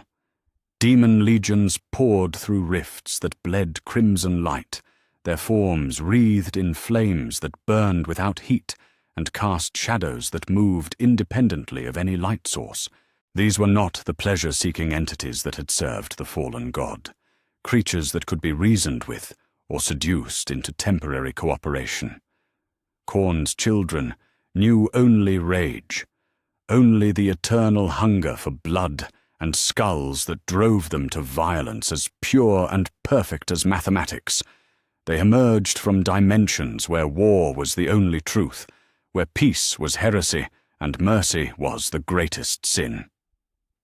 The Emperor staggered as the psychic backlash of Khorne's assault struck him like a physical blow. The effort required to unmake Slaanesh had drained reserves that he had spent millennia accumulating, leaving him vulnerable in ways that he had not experienced since the early days of the Age of Strife. His golden armor, unmarked by any mortal weapon, now showed stress fractures that spread like spiderwebs across its perfect surface. "My lord," Malcador called out as he descended into the ritual chamber, his ancient eyes taking in the Emperor's condition with growing alarm. "The psychic readings are off every scale we possess. Khorne's manifestation is orders of magnitude stronger than Slaanesh's response." The Emperor nodded grimly, his consciousness already reaching out to assess the scope of the blood god's assault. Where Slaanesh had attacked through seduction and corruption, Khorne came as a berserker tide that sought to drown the palace in violence so pure it would shatter the foundations of reality itself. The surviving amplification crystals cracked further under the pressure of his expanded awareness, their faceted surfaces now clouded with energy patterns that resembled frozen blood. "He strikes while I am weakened," the Emperor observed, his voice carrying harmonics that belonged to no mortal throat. "The blood god has waited eons for an opportunity to face me directly, unhindered by the need for subtlety. He believes that fury can overcome will, that rage can triumph over purpose. Above them, the imperial palace became a battlefield, unlike any in human history." Thunder warrior companies that had barely recovered from the first demon incursion found themselves facing enemies that existed as pure violence made manifest. These demons felt no pain, knew no fear, and understood no concept except the endless pursuit of bloodshed. They carved through adamantium walls with claws that existed as much in the warp as in real space, their every movement generating cascades of psychic energy that set the air itself ablaze. Captain Lysander's Third Company held the eastern approaches against a tide of blood letters that poured through reality tears like crimson water through broken dam. His bolt pistol had long since run dry of ammunition, forcing him to rely on chainsword and combat knife against enemies that regenerated from wounds that would fell any mortal foe. "For the Emperor!" Lysander roared as he carved through demon spawn that reformed even as his blade found their vitals. "For humanity! For Terra!" His thunder warriors echoed the battle cry as they fought with the desperate fury of men who knew that defeat meant more than death. Behind them lay the deepest vaults of the palace, where their master waged a war that would determine the fate of every conscious being in the galaxy. They would hold their ground or die in the attempt, for there were no alternatives that did not end in species-wide damnation. The Daimon assault was unlike anything they had faced during the Unification Wars. These enemies could not be flanked or outmaneuvered, could not be reasoned with or intimidated into retreat. They existed for violence, and violence alone, their forms shifting between states of pure aggression that hurt to observe directly. When one fell, two more seemed to take its place, emerging from tears in reality that bled with the fury of a god whose rage transcended mortal comprehension. In the ritual chamber, the Emperor began preparations for the second phase of his impossible undertaking. The 43 surviving psychers took their positions around the cracked amplification matrices, their faces bearing the scars of contact with forces that existed beyond human understanding. Many would never fully recover from their exposure to the realm where Slanesh had died, their abilities permanently altered by contact with divine essence in its death throes. Marcus Aurelius Vex's telepathic abilities had been fundamentally changed by the first ritual, his mind now capable of perceiving thoughts that existed in multiple dimensions simultaneously. The experience had aged him decades in a matter of hours, turning his hair white and etching lines of terrible knowledge into features that had once been young. Yet he took his position without hesitation, understanding that personal cost was irrelevant when measured against the stakes of their endeavor. Lydia Voss's precognitive sight had been damaged beyond repair, her gift now showing her only futures that ended in blood and fire. Where once she had guided refugee convoys through the wasteland by seeing safe paths through probability, now every potential timeline she examined led to the same conclusion: violence so pure it would crack the foundations of existence itself. Still she stood ready to pour what remained of her abilities into the Emperor's working, knowing that failure would make her visions of endless warfare seem merciful by comparison. Dmitri Kozlov's psychic shields flickered like candle flames in a hurricane, their protective matrices struggling against pressures that sought to crack his sanity like glass. His barriers had held against Slanesh's corruption through sheer force of will, but Khorne's assault was different, more direct, more overwhelming in its intensity. Blood ran from his eyes in crimson streams as he fought to maintain the defenses that kept the other psychers coherent enough to function. "Beginning second phase targeting protocols," the Emperor announced, though his voice now carried undertones of strain that had not been present during the first ritual. Khorne's essence is more deeply embedded in the fundamental structures of reality than Slanesh's was. His connection to the concept of warfare itself makes him more difficult to excise without causing cascading damage to the Imperium. The Blood God's response to this declaration was immediate and overwhelming. Reality tears opened throughout the palace complex as Khorne poured more of his essence into the material realm than had ever been manifested in a single location.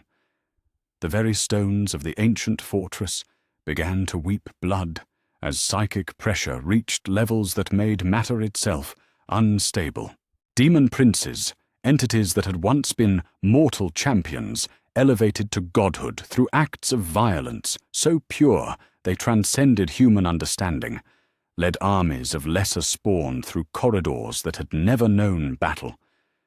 These were beings whose fury could level continents, whose rage could crack planetary cores, and they brought that fury to bear against defenders who had never faced enemies of such magnitude. The Thunder Warriors met them with courage that bordered on insanity. Captain Vada led her 7th Company in a fighting retreat through the palace's western wing, her power fist carving through demon flesh that reformed even as she struck. Around her, genetically enhanced warriors whose strength could shatter steel found themselves outmatched by enemies that existed as pure violence made manifest. "Fall back to checkpoint Gamma," she commanded over Vox channels that struggled to function under the psychic interference. "Maintain overlapping fields of fire. Do not let them reach the inner sanctums." The retreat was orderly despite the chaos surrounding it, centuries of training and genetic enhancement, allowing the Thunder Warriors to function even as reality itself came apart around them. They fell back through defensive positions that had been designed to withstand siege warfare, not assault by entities that could phase through solid matter at will. Each checkpoint bought time measured in minutes, each defensive position purchased with blood that could not be replaced. In the depths of the palace, the Emperor faced Khorne directly across dimensions that existed beyond physical space. The Blood God manifested not as a single entity, but as warfare itself, his essence radiating violence so pure it could drive mortals to madness through proximity alone. Every movement generated cascades of psychic energy that registered as physical pain to any consciousness capable of perceiving them.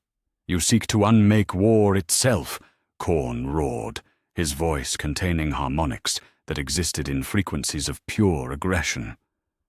"I am the eternal conflict that drives evolution, the struggle that separates the strong from the weak. To destroy me is to doom your species to stagnation, to condemn them to weakness in a universe that rewards only strength." The Emperor's response was to channel his own fury, not the berserker rage that Khorne embodied, but the cold anger of a being who had watched his species suffer under the yoke of entities that fed on mortal pain. This was not mindless violence, but purposeful wrath, directed with surgical precision at targets that deserved nothing less than complete annihilation. The battle that followed existed on levels of reality that had no names. Where his confrontation with Slanesh had been surgical, a careful excision of corruption from the fabric of existence, his war against Khorne was direct combat between forces that could reshape galaxies. The Emperor's will, already weakened by the first god-slaying, pressed against divine essence that had been forged in the crucible of endless warfare. Khorne fought with the fury of a god whose very existence was under threat, but also with the tactical brilliance of an entity that had observed every conflict since conscious beings first raised weapons against each other. He knew every form of warfare, every stratagem, every way that violence could be used to achieve victory. His assault was not random berserker fury, but calculated aggression designed to exploit every weakness in the Emperor's defenses. But the Emperor had spent 60,000 years learning the art of controlled violence, of fury tempered by purpose, and rage focused through discipline. He had unified terror not through mindless aggression, but through strategic application of force, always in service to a greater vision. Now he brought that same controlled fury to bear against a god whose existence threatened everything he had built. The psychic backlash of their conflict registered as physical phenomena across Terra's surface. In the hive cities, metal began to glow with heat that had no source as the psychic emanations of divine combat overloaded technological systems. Across the planet's orbital facilities, construction servitors paused in their endless labor as their programming struggled to process sensory input that violated every parameter in their databases. In the gene laboratories where the Primarchs continued their development, life support systems registered readings that suggested the growing minds within were experiencing something that transcended normal consciousness. Some pods showed signs of increased neural activity that implied the developing beings were somehow participating in their creator's battle, their nascent psychic abilities reaching out to support him across dimensions they could not yet comprehend. The battle reached its crescendo as both combatants poured every scrap of their essence into attacks that could unmake star systems. The Emperor's will, focused through cracked amplification matrices and supported by the remaining psychers, struck at the concepts that sustained Khorne's existence. He targeted not the god's power, but the ideas from which that power flowed, the notion that violence was noble, that warfare was natural, that strength through conflict was the only truth worth knowing. Khorne's response was to manifest his essence more completely in the material realm than had ever been achieved by any chaos entity. The palace itself became his body, its corridors flowing with blood that belonged to no earthly creature, its walls pulsing with heartbeats that echoed across dimensions. The blood god sought to make reality itself complicit in his nature, to transform the Emperor's stronghold into a living embodiment of eternal warfare. The cost was enormous for both combatants. The Emperor felt his consciousness stretch beyond any safe limits as he pressed his assault against divine essence that had been hardened by millions of years of constant warfare. Each attack left marks upon his psyche that would never heal, scars that burned with fires borrowed from the heart of dying suns. Khorne, for the first time since his birth, from the collective unconscious of countless warring species, experienced something that might have been fear. The systematic dismantling of his conceptual foundations proceeded with mechanical precision, each severed connection sending shockwaves through dimensions both material and immaterial. The god who had embodied eternal conflict discovered that even immortal entities could know defeat. "Dissolution at 60%, the Emperor reported, though his voice now carried stress fractures that spoke to the enormous cost of divine combat. Maintain focus. The blood god's connection to warfare itself makes complete excision more complex than Slanesh's death." The surviving psychers poured their remaining strength into the working, knowing that failure would doom their species to eternal warfare. Across the palace, Thunder warriors continued their desperate defense against demon armies that grew weaker as their patron deity's essence unraveled. Each severed connection in the warp manifested as reduced coherence among the blood god's servants, their perfect fury degrading into mere mindless violence. In the final moments before dissolution, Khorne made one last attempt to preserve his existence. The god offered the Emperor the ultimate gift: perfect warriors, soldiers whose fury could conquer galaxies, armies that would never know defeat or fear. He promised to serve rather than corrupt, to channel his nature toward the protection of humanity rather than its destruction. The Emperor's response was to complete the excision with surgical precision that left no trace of the blood god's essence in the fundamental structures of reality. Khorne died with a roar that existed in frequencies of pure violence, his essence dissolving into component concepts that dispersed across the warp like smoke on a cosmic wind. The god who had embodied eternal warfare simply ceased to exist, his death sending shockwaves through dimensions both material and immaterial that would be felt until the last conscious being drew breath. The effect was immediate and absolute. Across the galaxy, every act of warfare came to an abrupt halt as combatants on 1,000,000 worlds found themselves unable to comprehend why they had been fighting. The Orc Wah! Energies that had driven greenskin expansion for eons simply dissipated, leaving vast armies standing in confused silence on worlds they could no longer remember wanting to conquer. Human colonial militias laid down their weapons as the rage that had sustained generations of conflict simply evaporated from their consciousness. On Terra, the demon armies throughout the palace simply collapsed as their patron deity's death severed every connection that had allowed them to manifest in real space. Thunder warriors who had been fighting for their lives moments before found themselves standing over dissolving corpses that faded like morning mist, their claws and fangs proving as insubstantial as the nightmares from which they had been spawned.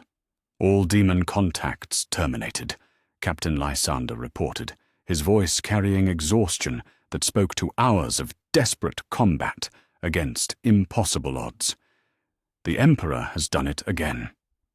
In the ritual chamber, the Emperor swayed on his feet as the immediate pressure of the second working lifted from his consciousness. The cost of killing 2 gods in succession was written in every line of his face, aging that transcended physical years, etched into features that had remained unchanged since before human civilization began. His golden armor bore stress fractures that spoke to forces that could crack planetary cores, while his eyes held depths that seemed to contain the echoes of divine death screams. But he had succeeded again. The second pillar of chaos had been toppled, its essence excised from reality, with the same surgical precision that had unmade Slaanesh. The galaxy-wide cessation of warfare provided immediate proof of the ritual's effectiveness, demonstrating that the concepts the blood god had embodied were indeed fundamental to the nature of conflict itself. Second phase complete, the Emperor announced, though his voice now carried harmonics that spoke to damage that might never fully heal. Khorne has joined his sibling in oblivion. 2 gods dead, 2 remaining. Malkador approached with readings that showed psychic energy patterns unlike anything in recorded history. The very fabric of the warp reorganizing itself around the absence where 2 chaos gods had once existed. The sigillite's ancient eyes reflected a mixture of awe and terror as he contemplated what they had accomplished and what still lay ahead. "The cost, my lord," he said quietly, his gaze taking in the Emperor's condition and the surviving psychers who had paid their own price for victory. "Can you withstand 2 more such battles?" The Emperor's response was to turn toward the depths of the palace, where the ritual chamber waited, its cracked crystals still humming with barely contained power. Tzeentch and Nurgle remained, the most cunning and the most patient of the Chaos gods, entities that would not fall as directly as their siblings had. The hardest battles lay ahead, but the path to ultimate victory had been proven possible through will and sacrifice. "I will endure what I must," he said simply. "Humanity's freedom is worth any price, even the price of God-slaying itself." The war against the gods was halfway complete, but the Emperor knew that the remaining two would prove far more dangerous than those already destroyed. As Terra's defenders regrouped and prepared for battles yet to come, none could deny that something fundamental had changed in the universe itself. Two voices in the chorus of corruption had fallen permanently silent, and the galaxy held its breath to see what would rise from the ashes of divine death. Chapter 8. Nurgle's Despair. The silence that followed Khorne's death was different from what had come before. Where Slaaneish's demise had brought relief, and the Blood God's destruction had ended warfare across the galaxy, Nurgle's response to his sibling's fate was not violence or fury, but something far more insidious. The Plague. God's presence crept through the Imperial Palace like morning mist, carrying with it the weight of inevitable decay and the crushing certainty that all things, no matter how mighty, must eventually succumb to entropy. The Emperor stood in the ritual chamber's center, his form flickering between states of matter and energy as his consciousness struggled to maintain coherence after the monumental effort of killing two gods in succession. The stress fractures in his golden armor had spread like infection, creating patterns that seemed to writhe when observed directly. His ageless features now bore lines that spoke to damage that transcended physical years, wounds carved into the very essence of his being by contact with divine death. The surviving psychers around the chamber's perimeter numbered only 38 now. 5 had not survived Khorne's violent end, their minds shattered by the psychic backlash of the Blood God's death screams. Those who remained showed signs of deterioration that went beyond mere exhaustion. Marcus Aurelius Vex's once sharp telepathic abilities now came in waves of clarity and confusion, his white hair falling out in patches that revealed scalp scarred by psychic burn patterns. Lydia Voss could no longer control her precognitive sight, experiencing visions of decay and dissolution that played continuously behind her closed eyelids. Dmitri Kozlov's psychic shields, which had protected them through 2 divine deaths, now flickered like candles in a hurricane. His barriers showed stress fractures that mirrored those in the Emperor's armor, cracks through which something patient and inexorable began to seep. When he tried to reinforce the weakened sections, his efforts only seemed to accelerate their deterioration, as if the very act of resistance fed whatever was slowly dismantling his defenses. "The third phase will be different," the Emperor announced, though his voice carried undertones of strain that had not been present even during the brutal conflict with Khorne. "Nurgle does not assault directly. His nature is patience, inevitability, the slow victory of entropy over order. He will seek to corrupt the ritual, not through violence but through despair." Malcador descended into the chamber with reports that painted a picture of systematic decay spreading throughout the palace complex. The sigillite moved with the careful steps of a man whose enhanced physiology was beginning to fail him, centuries of accumulated fatigue now compounded by the psychic pressure of witnessing divine deaths. His staff, which had never shown signs of wear despite millennia of use, now bore patches of tarnish that spread like disease across its ancient surface. "My lord," he said, his voice carrying the weight of terrible knowledge, "the structural integrity reports are troubling." The palace itself is beginning to show signs of accelerated decay. Metal corrodes as we watch, stone crumbles without cause, and our defensive systems fail not through damage, but through what can only be described as exhaustion. The Emperor nodded grimly, his enhanced senses already detecting the subtle wrongness that was creeping through his stronghold like infection through a wound. This was not the dramatic assault they had faced from Khorne's rage, or the seductive corruption of Slaaneş's influence. Nurgle's touch was more insidious, working at the fundamental level where hope, transformed into despair and purpose, became meaningless in the face of inevitable dissolution. Above them, Thunder warriors who had survived 2 massive daemon incursions found themselves facing an enemy they could not fight. Captain Lysander reported weapons that jammed not from damage, but from parts that had simply worn out faster than should have been possible. Ammunition that had been fresh from the forges showed signs of age that suggested decades of storage. Even the genetically enhanced warriors themselves felt the weight of exhaustion that seemed to come not from their recent battles, but from some deeper source of weariness. "It's like fighting time itself," Captain Varda observed, as she watched her power fist's energy cells drain, despite showing full charge moments before. "Every system we depend on is aging years in minutes." The psychological effects were even more pronounced. Warriors who had never known doubt found themselves questioning the purpose of their struggle. What was the point of defending Terra when the planet itself would eventually be consumed by its own sun? Why preserve humanity when entropy would claim every star in the galaxy?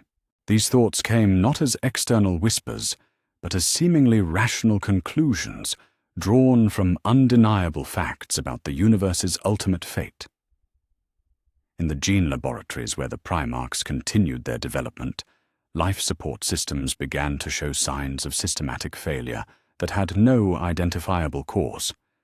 The growing minds within their pods experienced dreams filled with visions of cosmic decay, of civilizations that had risen to heights of glory only to be reduced to dust by the patient work of time.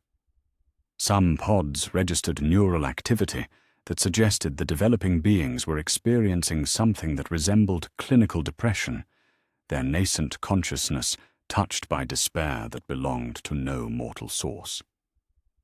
The Emperor felt Nurgle's assault as a weight settling upon his consciousness like lead. Unlike the direct confrontations with Slaaneş and Khorne, the Plague God's attack came as a gradual erosion of purpose and will. Each moment of the ritual's preparation seemed more futile than the last. Each effort to maintain focus met with the quiet certainty that all things must eventually decay. He saw visions of Terra reduced to a dead rock orbiting a dying star. He witnessed the scattered human colonies succumbing one by one to Xenos predation or internal collapse. He observed civilizations that might have risen from humanity's scattered seeds, withering before they could achieve their potential.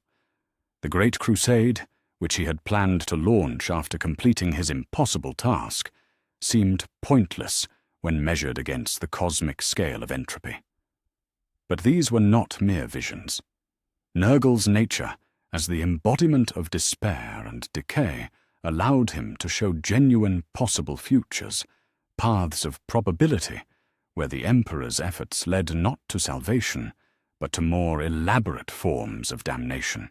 In one timeline, humanity's freedom from chaos corruption led to spiritual stagnation that made them easy prey for entities even worse than the gods he sought to destroy. In another, the removal of chaos as a unifying threat resulted in civil wars that tore the species apart from within. "Do you see?" Nurgle's voice came not as sound, but as a feeling of resignation that settled into the bones like arthritis. "All your efforts, all your sacrifice, all the pain you have endured, It changes nothing. Entropy wins in the end. Stars die, galaxies cool, and consciousness fades into the final darkness. I am not your enemy, little Emperor. I am your inevitable fate. The ritual chamber itself began to show signs of Nurgle's influence. The cracked amplification crystals that had survived 2 divine deaths started to darken from within, their faceted surfaces clouding with what looked like age spots spreading across skin. The meteoric stone platform at the chamber's center developed hairline fractures that spread like wrinkles, while the ancient symbols carved into its surface began to blur as if they were slowly melting. The surviving psychers felt their abilities degrading not through violent assault, but through what seemed like natural aging, accelerated beyond all reason. Their enhanced neural pathways, which had been conditioned through months of intensive training, began to show the kind of deterioration normally associated with centuries of use. They experienced their own mortality not as distant inevitability, but as immediate reality pressing against their consciousness. "This is different," Marcus Aurelius Vex gasped, as his telepathic range contracted from planetary to local, then from local to barely beyond the chamber's walls. "He's not attacking our abilities, he's aging them, making us experience the full weight of time, compressed into moments." The Emperor began the 3rd phase of his impossible undertaking, with movements that seemed to require tremendous effort, despite his vast power. Each gesture felt heavy, weighted with the accumulated fatigue of 60,000 years of existence. For the first time since the early days of his life, he felt truly mortal, aware of his own finite nature in a way that made continued effort seem pointless. But that awareness also brought clarity. Nurgle's greatest weapon was the truth of entropy, the undeniable fact that all things must eventually end.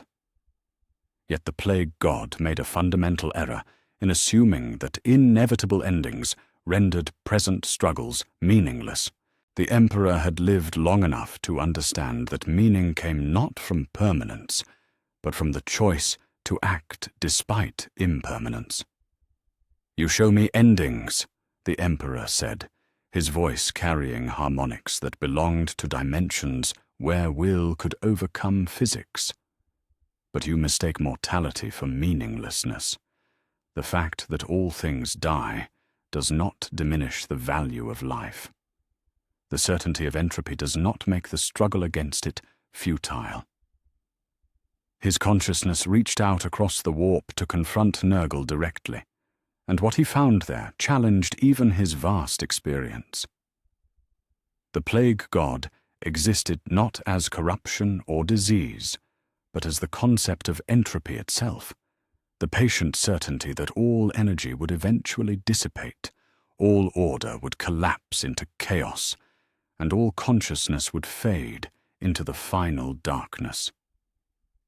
This was the most fundamental battle yet, where Slaanesh had embodied sensation and Khorne had represented conflict.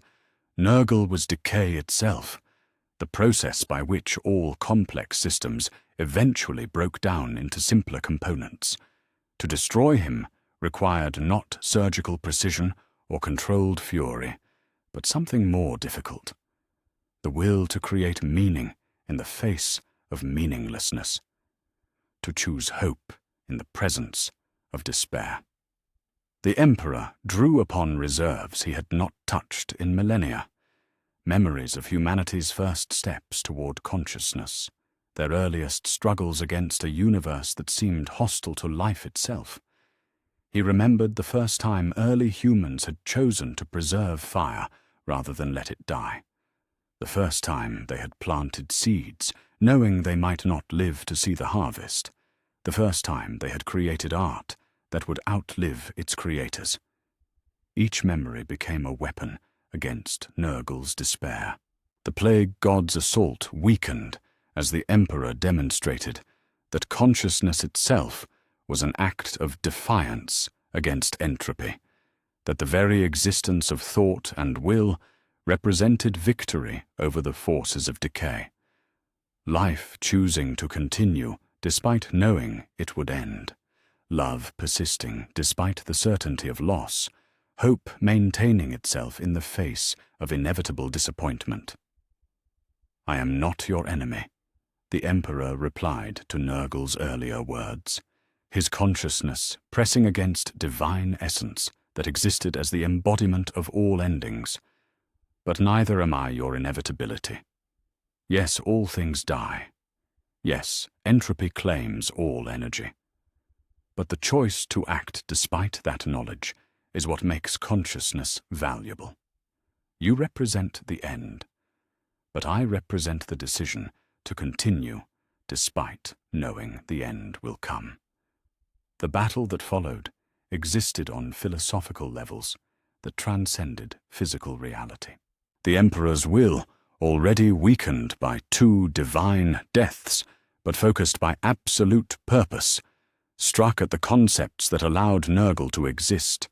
He targeted not the god's power, but the assumptions that gave that power meaning, that endings were more significant than beginnings, that decay was more natural than growth, that despair was more rational than hope. The cost was enormous.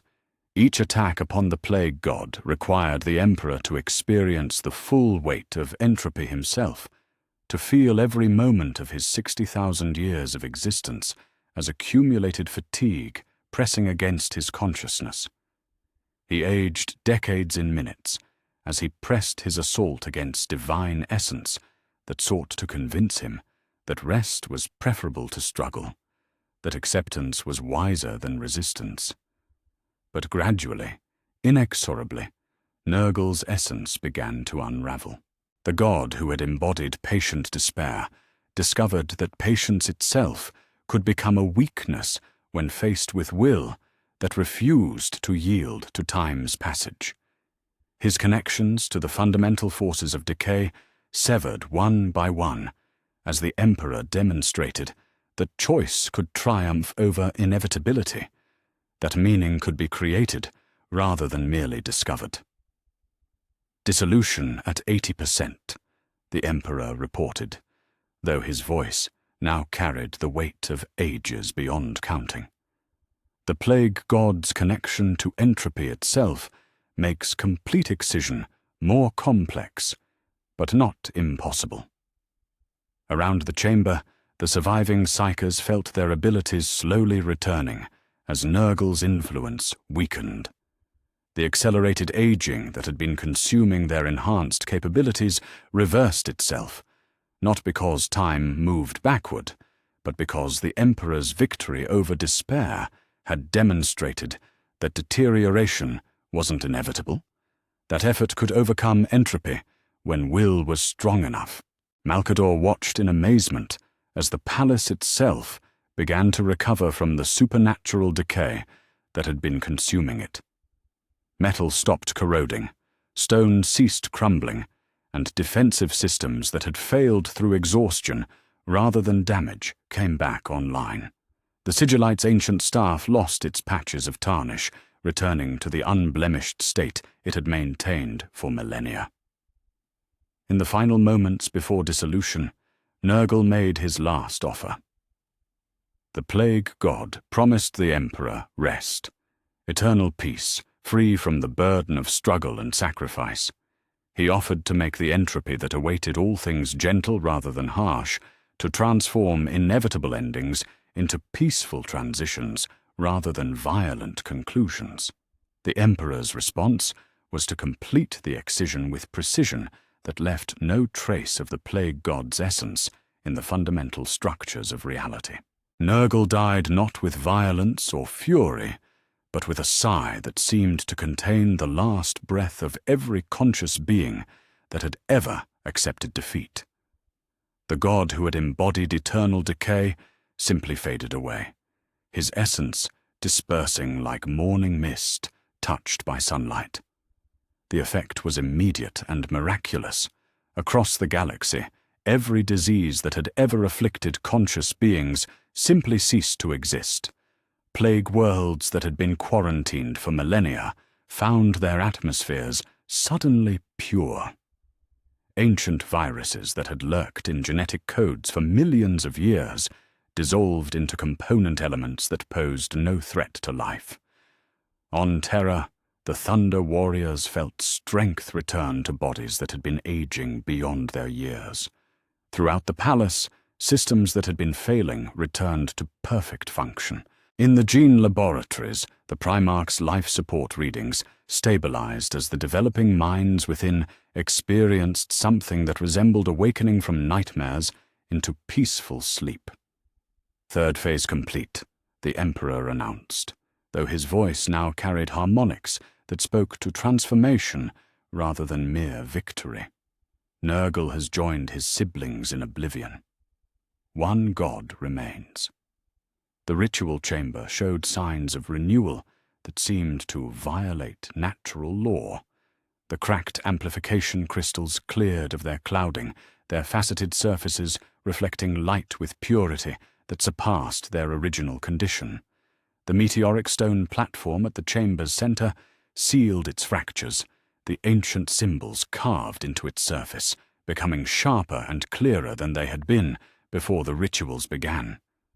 But the Emperor himself showed the accumulated cost of killing 3 gods in succession. His golden armor bore stress fractures that had become permanent features, while his ageless features carried lines that spoke to damage that might never heal completely. Yet there was something in his bearing that suggested the battles had not only weakened him, but transformed him, as if contact with divine essence had left him changed in ways that transcended mere physical alteration.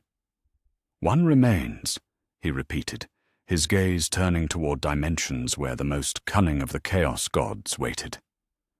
Tzeentch, the changer of ways, the architect of fate, the most dangerous of them all, for he alone among them understands what we are attempting and why we might succeed. The hardest battle lay ahead, but hope had been kindled in hearts that had known only the certainty of entropy. The Emperor had proven that despair could be overcome, that meaning could triumph over meaninglessness, and that will could conquer even the fundamental forces of decay. The war against the gods was nearly complete, and the universe itself seemed to hold its breath as the final confrontation approached. Chapter 9. Tzeentch's Last Gambit. The moment before Tzeentch revealed himself was perfect in its stillness. The Emperor stood in the ritual chamber's center, his consciousness slowly returning from the philosophical dimensions where he had unmade the concept of entropy itself.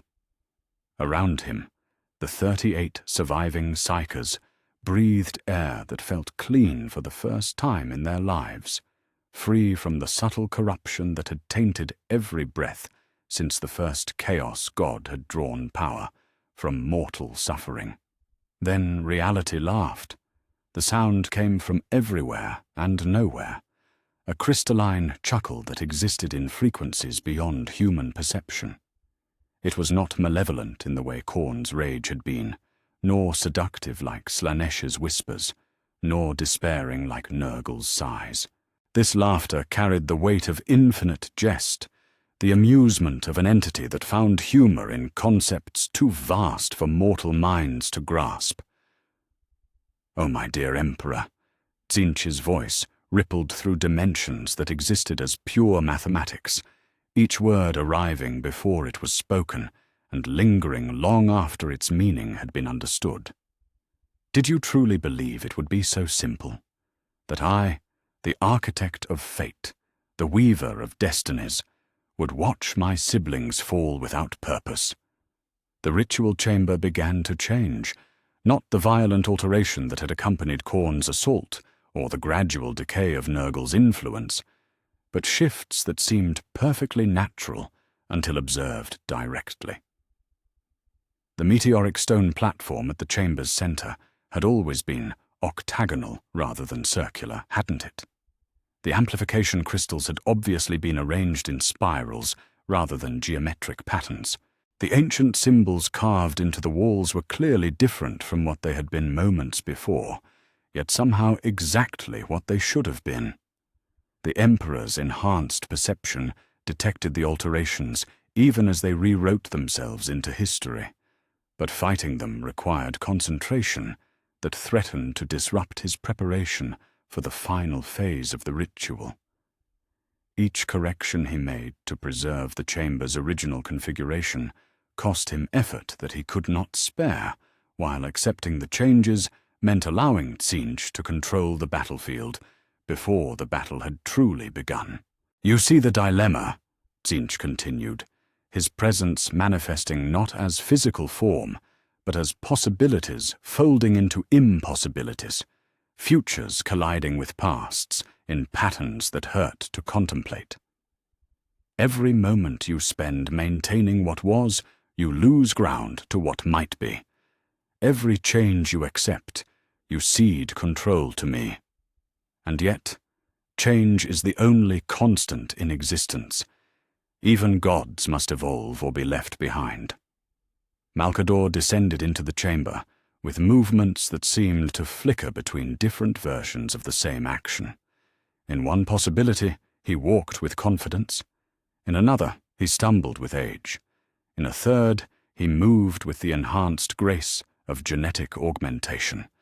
The Sigillite's consciousness remained coherent, despite experiencing multiple potential selves simultaneously, his ancient will serving as anchor point in the storm of temporal distortions. "My lord," he said, his voice carrying harmonics that suggested he was speaking across multiple timelines at once. "The palace defenses are fluctuating. Our Thunder Warriors report being in battles they don't remember fighting, defending positions that exist only sometimes against enemies that might never have been real." The temporal distortions spreading from Tzeentch's presence were unlike anything the Emperor had faced in his 60,000 years of existence. Where the other Chaos gods had attacked in the present moment, the Architect of Fate struck across all possible moments simultaneously.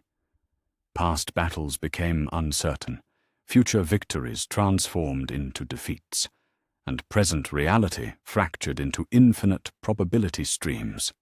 Captain Lysander found himself experiencing memories of the unification wars that contradicted his previous recollections. In some timelines, he had fallen during the siege of Ursh Palace. In others, he had never been born at all. In a few disturbing possibilities, he was still fighting battles that had ended decades ago, his Thunder Warrior company trapped in endless loops of conflict that reset each time victory seemed within reach. The surviving Psykers felt their abilities shift like sand in an hourglass, turned by invisible hands.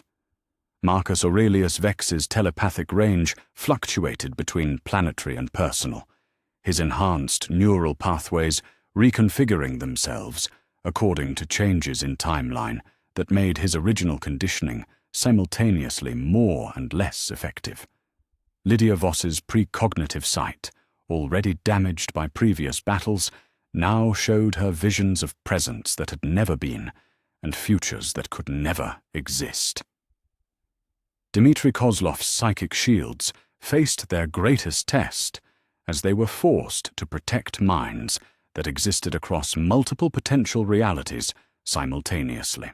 His barriers flickered not with weakness, but with the strain of maintaining coherence for consciousness that was being pulled in dozens of different directions by temporal forces that treated linear time as merely one option among many. "The beauty of my plan," Tzeentch explained, his voice now coming from past conversations that hadn't happened yet, "lies in its perfect inevitability. You have played your role exactly as I required, though you knew it not. 3 gods dead, their essence returned to the warp's raw potential. Do you understand what you have accomplished, O Master of Humanity?" The Emperor began to comprehend the true scope of Tzeentch's manipulation, and the realization struck him like a psychic thunderclap. Each god he had killed had not been destroyed, but transformed, their divine essence dispersed into the Imperium where it could be gathered and reshaped by a consciousness cunning enough to claim it. Slanesh's perfect sensations, Khorne's pure violence, Nurgle's patient entropy, all now existed as raw power, waiting to be molded into new forms. You sought to free humanity from the influence of 4 gods, Tzeentch continued, his laughter rippling through dimensions that existed as pure change. Instead, you have created the opportunity for one god to become greater than all 4 combined. I am already more than I was moments ago, fed by my siblings' essence. And with each passing moment, as their power integrates with my own nature, I become something unprecedented in the history of consciousness. The implications were staggering. The Emperor had not been fighting to free humanity from chaos. He had been gathering power for the one chaos god clever enough to turn victory into ultimate defeat. Every moment of triumph had served Tzeentch's purpose. Every successful god-slaying had made the architect of fate stronger rather than weaker. But that is not the most exquisite part of my design, Tzeentch said, his presence now beginning to manifest as probability cascades that made reality itself uncertain. Even now, even knowing the truth, you cannot stop. For if you cease your assault upon me, I will exist as a composite god more powerful than any entity that has ever drawn breath. And if you continue, you will destroy the very concept of change itself. The full horror of the trap became clear. Tzeentch was not merely the god of change, but change itself, the fundamental force that allowed growth, adaptation, and evolution. To destroy him would not free humanity from corruption, but lock the species into eternal stagnation. Without change, there could be no progress, no adaptation, no hope of becoming anything greater than what they were at this moment. A universe without change, the Emperor realized, his voice carrying the weight of terrible understanding. Stars that never burn out because they cannot change. Worlds that never cool or warm because their climates cannot alter. Consciousness locked into patterns that never evolve, never grow, never transcend their limitations. Precisely. Tzeentch's delight was infectious, spreading through dimensions like joy made manifest. You can kill me, O Emperor, and doom your species to perfect, eternal, unchanging mediocrity, or you can allow me to live and watch as I reshape reality according to my enhanced nature. Either way, I win. The only variables are the specific details of your defeat. The ritual chamber began to shift more rapidly as Tzeentch's enhanced power pressed against the boundaries of 3-dimensional space. The amplification crystals, renewed after Nurgle's defeat, now showed stress patterns that followed mathematical progressions too complex for mortal minds to follow. The surviving psychers cried out as their consciousness was pulled across probability streams that showed them every possible way their lives could have unfolded. But in that moment of seeming hopelessness, the Emperor found the flaw in Tzeentch's perfect trap. The architect of fate had made one crucial error in his calculations. He had assumed that the Emperor valued humanity's advancement above humanity's freedom. He had crafted a choice between stagnation and manipulation, failing to consider a third option that transcended both alternatives. "You offer me a false choice," the Emperor said, his consciousness beginning to expand across the probability streams that Tzeentch used as weapons. Stagnation or corruption, mediocrity or manipulation.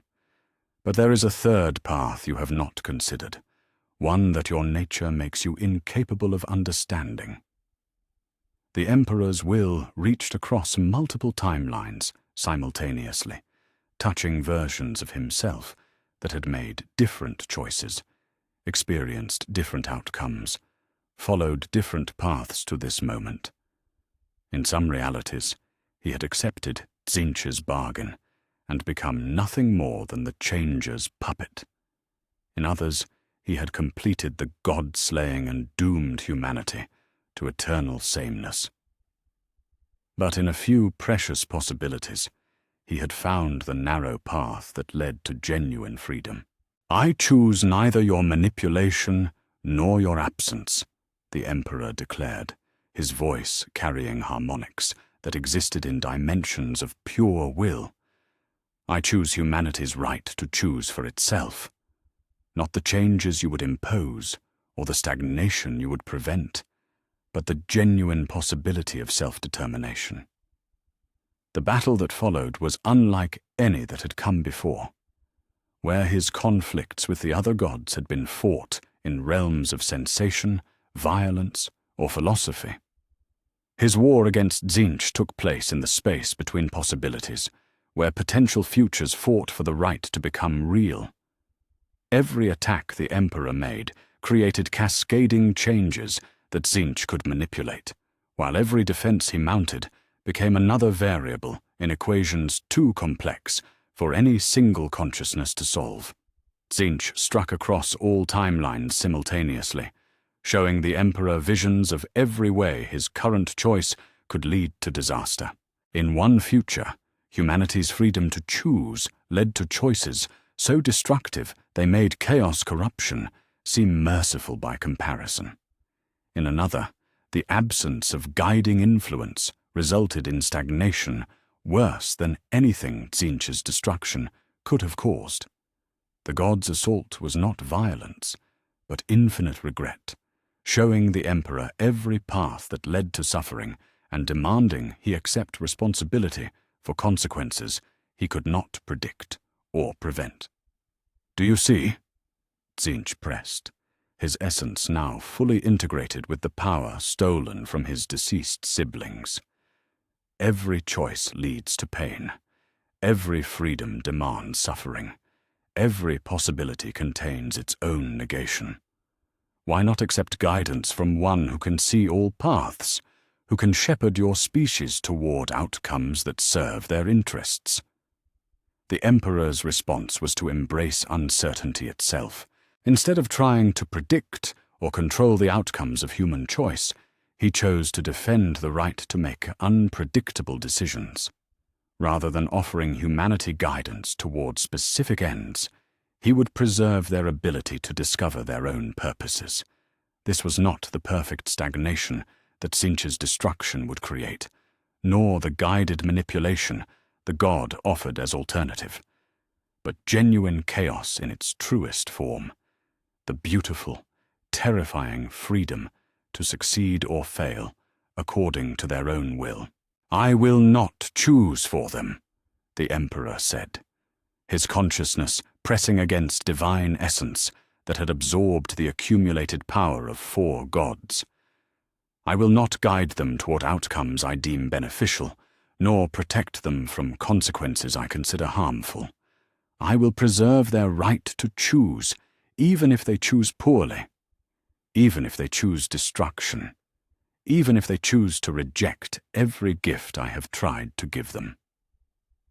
The final phase of the god-slaying began with this declaration of absolute faith in human self-determination. The Emperor's will, weakened by 3 previous divine deaths, but focused by complete certainty of purpose, struck not at Tzeentch's power, but at the assumptions that made that power meaningful. He targeted the very concepts of guidance and manipulation, seeking to excise from reality the notion that any consciousness, no matter how vast, had the right to make choices for others. Tzeentch fought with the desperation of an entity whose entire existence was predicated on the belief that some forms of consciousness were superior to others, that intelligence created the right to guide and manipulate lesser minds. The composite god, now wielding power stolen from his siblings, brought to bear forces that could reshape galaxies in service of proving that freedom was chaos and chaos was destruction. But the Emperor had learned something from each divine death that preceded this moment. From Slanesh, he had learned that sensation without purpose was meaningless. From Khorne, he had discovered that violence without restraint was weakness. From Nurgle, he had understood that endings gave meaning to beginnings. Now, facing Tzeentch, he realized that guidance without consent was tyranny, regardless of the guide's intentions. The battle raged across probability streams and through dimensions where mathematics took physical form. The surviving psychers in the ritual chamber felt their consciousness stretch beyond all safe limits as they served as anchors for their master's will in realms where individual identity became fluid. Some lost coherent selfhood entirely, their minds merging temporarily with the Emperor's vast consciousness before being returned to independence, changed but intact. Reality itself began to fracture under the weight of their conflict. The Imperial Palace existed simultaneously in states of construction, completion, and ruin as temporal distortions made linear time optional rather than mandatory.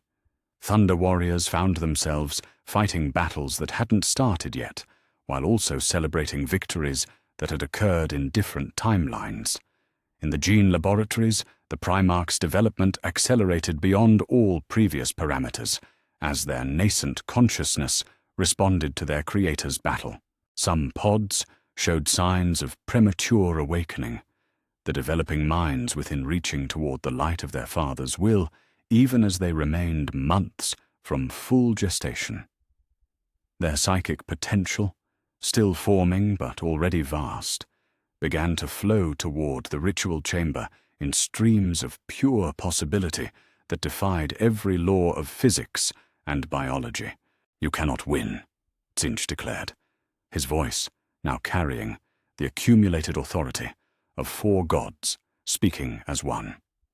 "Even if you destroy me, you destroy the very concept of beneficial change. Your species will be locked forever in whatever state they occupy at the moment of my death. No growth, no adaptation, no evolution beyond their current limitations." "And if they choose to remain as they are," the Emperor replied, his consciousness now existing across multiple dimensions of will and purpose, "that choice will be theirs to make. If they choose to stagnate, I will not force them to grow. If they choose to evolve, I will not guide their development. I will preserve only their right to choose, and accept the consequences of that choice, regardless of what those consequences might be." In the final moments before resolution, Tzeentch made one last attempt to preserve his existence. The god offered to limit his influence, to guide rather than control, to suggest rather than compel. He promised to use his accumulated power only to protect humanity from threats they could not face alone, to serve rather than rule, to advise rather than command. The Emperor's response was to complete the excision with precision that left no trace of the architect of fate's essence in the fundamental structures of reality. Tzeentch died with laughter that contained every joke that would never be told, every clever solution that would never be discovered, every beneficial change that would never occur without guidance. The composite god's essence dissolved not into component elements, but into pure potential that returned to the warp as raw possibility rather than directed purpose. The effect was immediate and absolute. Across the galaxy, every consciousness capable of change felt a moment of perfect freedom as the last whispers of manipulation fell silent. The constant pressure of subtle guidance that had influenced every decision since the birth of intelligence simply vanished, leaving minds free to choose without external influence for the first time in the history of consciousness. On Terra, the temporal distortions collapsed into a single stable timeline. The Imperial Palace settled into its proper configuration, its walls solid and unchanging, but somehow more real than they had been before. The surviving psychers gasped as their consciousness returned to single-threaded awareness, their abilities stabilized, but fundamentally altered by contact with forces that existed beyond individual identity. "Final phase complete," the Emperor announced, though his voice now carried harmonics that belonged to no single being. "All four gods are dead. The chaos that corrupted and guided is no more. What remains is genuine chaos, the beautiful, terrifying freedom of conscious beings to determine their own fate." The ritual chamber showed the accumulated cost of 4 divine deaths. The amplification crystals had cracked beyond repair, their faceted surfaces clouded with energy patterns that resembled frozen dreams. The meteoric stone platform bore scars that would never heal, permanent alterations carved by forces that could unmake the foundations of existence. Even the ancient symbols on the walls had been changed, their meanings subtly altered by contact with divine essence in its death throes. But the Emperor himself showed the greatest transformation. His golden armor had become something beyond mere matter, its stress fractures now channels through which light from impossible sources could shine.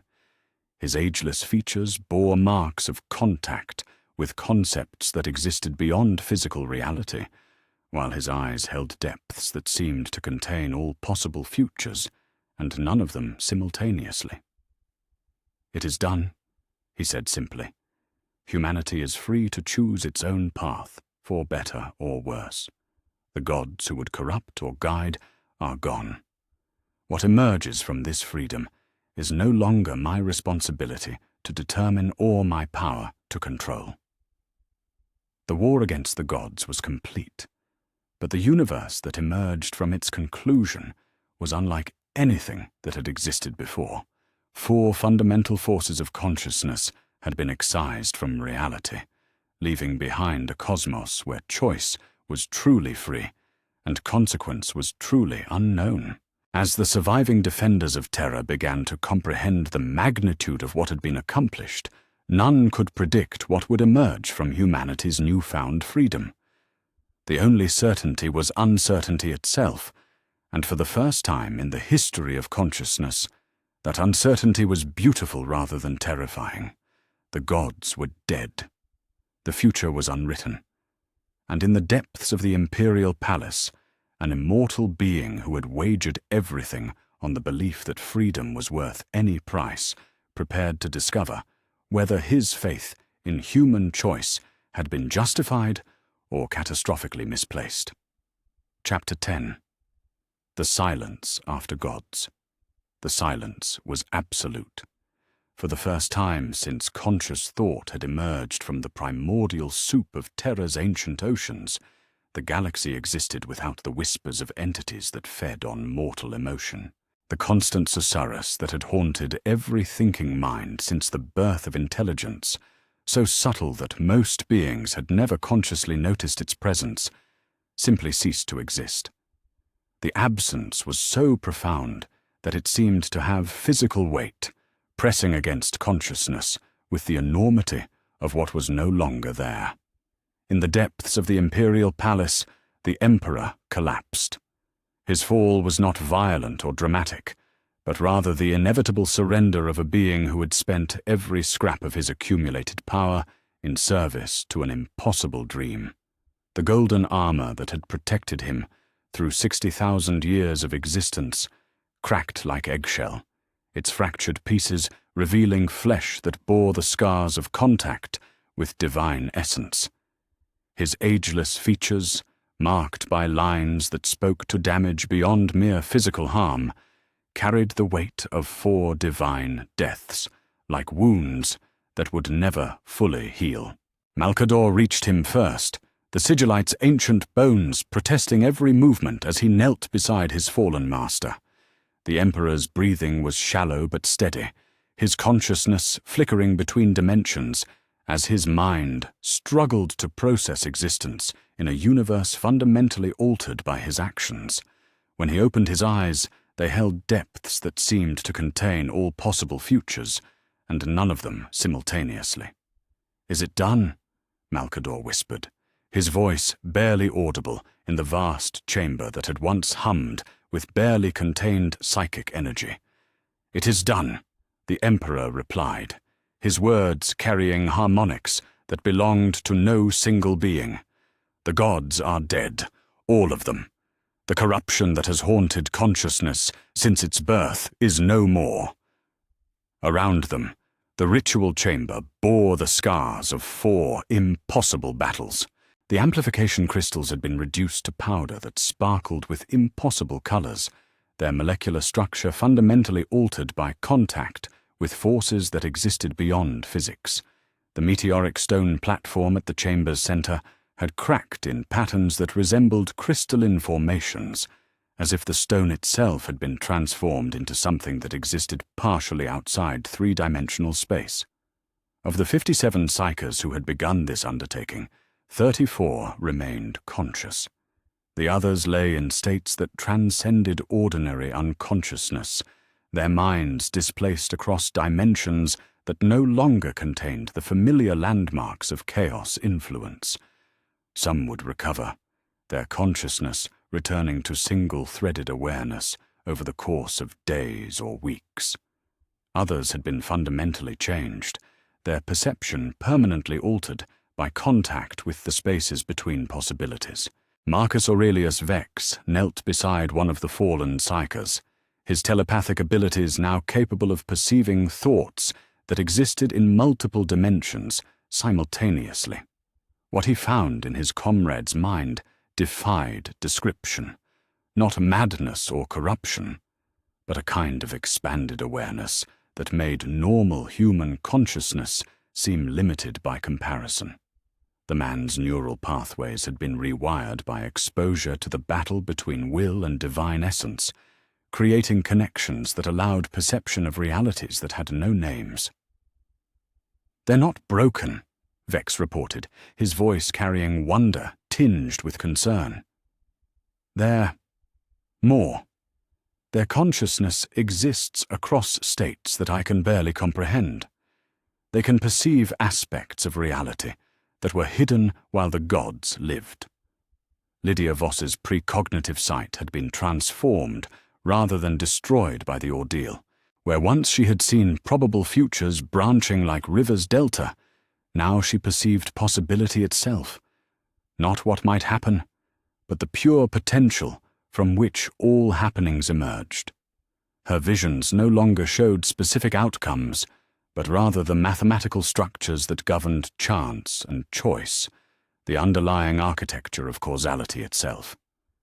"The future is," she began, then stopped, struggling to find words for concepts that transcended language. "It's beautiful, terrifying and beautiful. There are no predetermined paths now, no influences pushing probability toward corruption or guidance. Every choice creates genuine surprise, even to consciousness that can perceive across time." Above them, throughout the Imperial Palace, the effects of divine absence began to manifest in ways both subtle and profound. Thunder warriors who had fought demon incursions with grim determination found themselves experiencing emotions they had never felt before. Not the absence of negative feelings, but the presence of possibilities they had not known existed. Captain Lysander stood in a corridor that bore the scars of recent battle, watching as his warriors removed their helmets to breathe air that felt clean in ways they could not articulate. "It's like waking up," one of his men observed, his genetically enhanced senses detecting changes that went beyond the physical. "Not from sleep, but from a dream we didn't know we were having." The population of Terra emerged from their shelters to find a world that seemed simultaneously familiar and alien. The sky looked the same. The sun cast identical light, and the damaged structures of recent battles remained exactly as they had been. Yet everything felt different in ways that consciousness could perceive, but reason could not explain.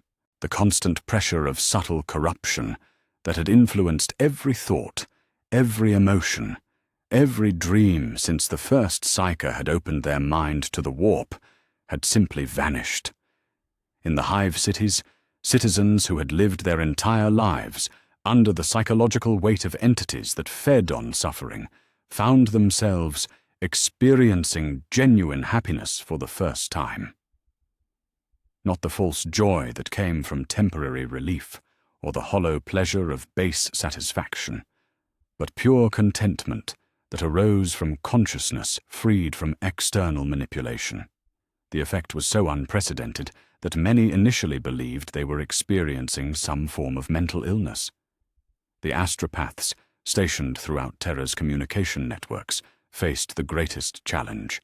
Their abilities, which had always required contact with the warp's chaotic currents, now encountered dimensions that felt strangely empty. Where once the Imperium had been filled with the whispers of gods and the screams of demons, now there existed only potential, raw possibility waiting to be shaped by conscious will rather than divine influence. "The warp is quiet," reported Astropath Prime Voldris, her enhanced consciousness struggling to interpret readings that had no precedent in recorded history. Not dead or absent, but clean. Pure. It's as if someone had drained an ocean of poison and refilled it with crystal-clear water. I can still navigate its currents, but they no longer carry the weight of malevolent purpose. Reports began arriving from across the solar system as Vox operators re-established communication with orbital facilities and outer system installations. The changes were universal and immediate.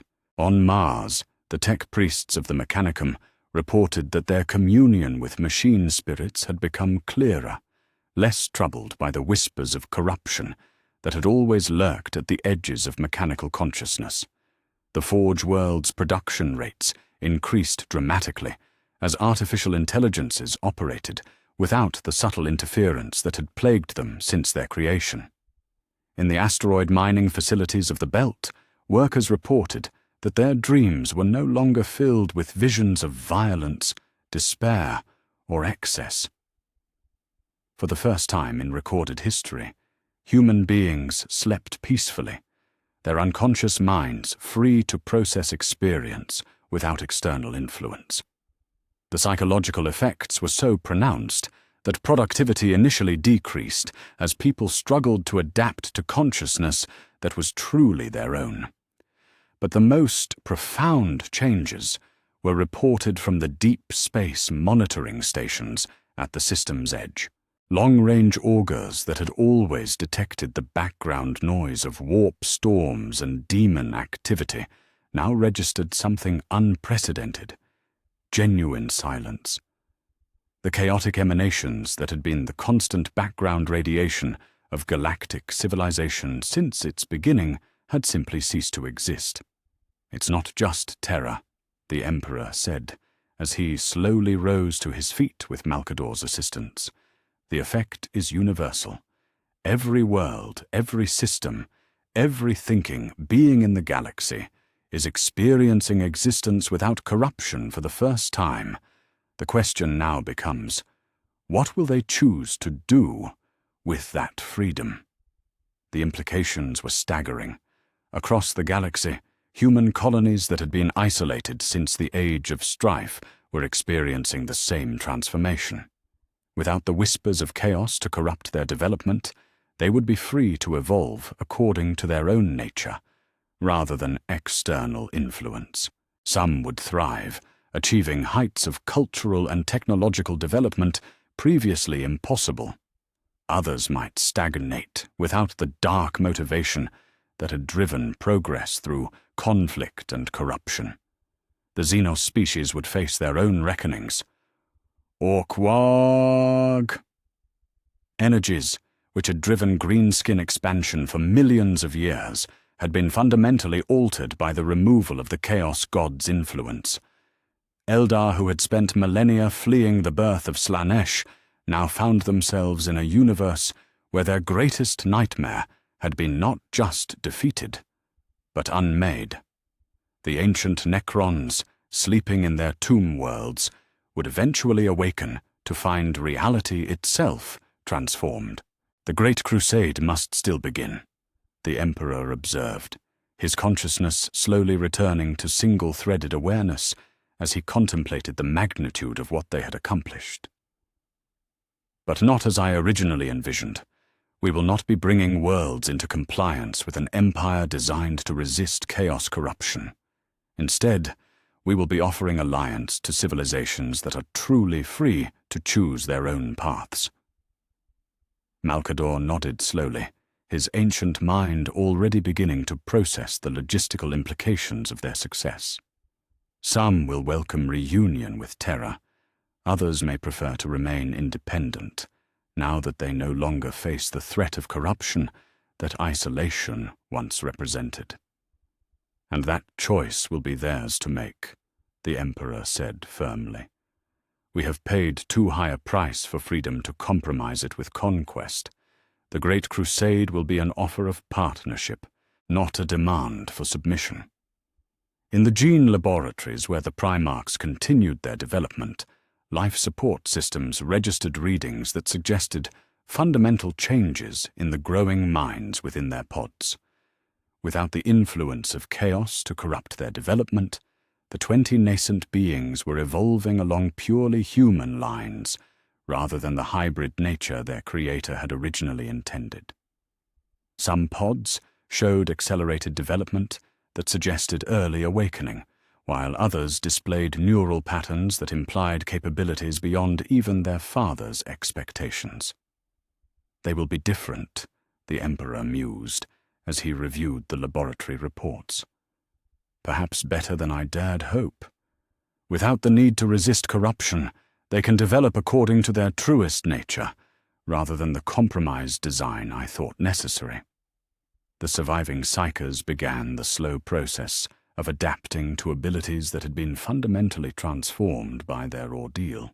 Where once their powers had required careful shielding against the constant whispers of malevolent entities, now they found themselves capable of feats that had been impossible while the gods lived. Their consciousness could touch the warp directly, without fear of corruption, accessing knowledge and capabilities that had been forbidden since the birth of psychic ability. We could teach others, Marcus Aurelius Vex suggested, his transformed telepathic abilities allowing him to perceive the thoughts of his fellow psychers with perfect clarity. Without the risk of corruption, psychic training could become widespread rather than limited to the most disciplined minds. A galaxy of psychers, Malcador observed, the implications both thrilling and terrifying. Consciousness freed to explore its full potential without external threat. Or consciousness that discovers new ways to destroy itself, the Emperor replied with grim realism. Freedom includes the freedom to make catastrophic mistakes. We have removed external corruption, not the capacity for internal error. The weight of their victory settled upon the survivors like a mantle both glorious and terrible. They had achieved something unprecedented in the history of consciousness. The complete liberation of thought from external manipulation. But that liberation came without guarantees, without safety nets, without the certainty that freedom would be used wisely. Terra turned in its orbit around a sun that seemed somehow brighter, while its population slowly adapted to consciousness that was truly their own. In the depths of the Imperial Palace, an immortal being who had wagered everything on the belief that freedom was worth any price, contemplated a future that was genuinely uncertain for the first time in 60,000 years. The gods were dead. The corruption was gone. And in the silence that followed their victory, the survivors faced the most challenging question of all. What would consciousness choose to become when it was finally free to choose for itself? The answer would determine whether their unprecedented victory had saved the galaxy or doomed it to something worse than the corruption they had fought so hard to destroy. But for the first time since, thought had emerged from matter. That answer would be determined by genuine choice rather than divine influence. The silence after gods was beautiful, terrifying, and absolutely unprecedented in its promise of authentic freedom. Chapter 11. A Galaxy Unbound. 3 months had passed since the death of the last god, and the Emperor stood before the great viewing wall of his private sanctum, watching data streams that painted a picture of a galaxy transformed beyond recognition. The ancient chamber, which had once displayed the chaotic swirl of warp storms and daemon incursions, now showed readings that defied every precedent in recorded history. Where once the background radiation of the Imperium had been filled with malevolent whispers, now there existed only potential, raw possibility waiting to be shaped by conscious will. The recovery had been slower than any of them had anticipated. The Emperor himself bore scars that transcended mere physical damage, his consciousness fundamentally altered by contact with divine essence in its death throes. His golden armor had been reforged by the palace's finest artificers, but the stress fractures remained visible beneath new plates, serving as permanent reminders of the price of deicide.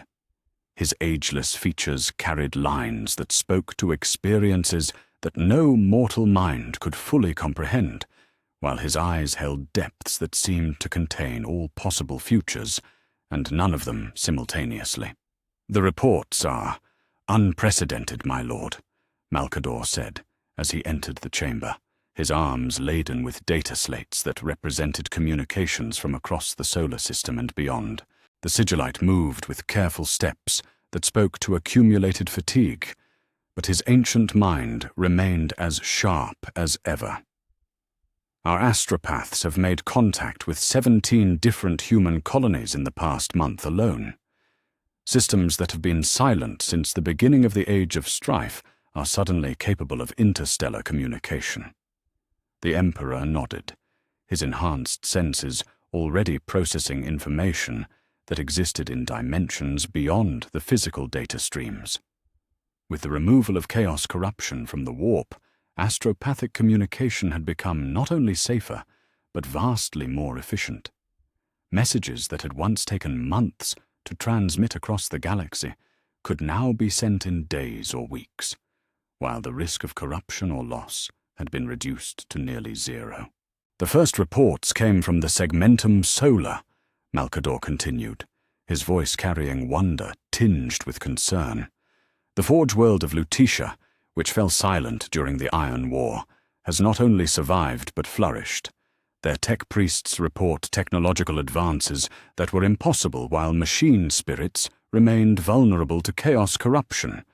They have achieved full artificial intelligence integration without the risk of demon possession." The implications were staggering. Throughout the Age of Strife, human technological development had been limited by the constant threat of chaos corruption. Artificial intelligences had been abandoned after the Men of Iron rebellion, while psychic technologies had been restricted to the most disciplined minds. Now, with corruption removed from the equation, entire fields of research that had been forbidden for millennia suddenly became not just possible but safe. "Show me," the Emperor commanded, his consciousness reaching out to touch the data streams that flowed through the palace's communication networks. The viewing wall transformed, displaying images transmitted across impossible distances by astropaths whose abilities had been fundamentally enhanced by the absence of chaos interference. The forge world of Lutetia appeared as a sphere of gleaming metal and crystal, its surface covered with structures that defied conventional architecture. Massive manufacturing complexes operated under the guidance of artificial intelligences that had achieved true consciousness without the taint of corruption that had once made such entities dangerous. "They have constructed thinking machines that serve as partners rather than slaves," Malcador observed, his ancient eyes taking in technological marvels that would have been heretical just months before.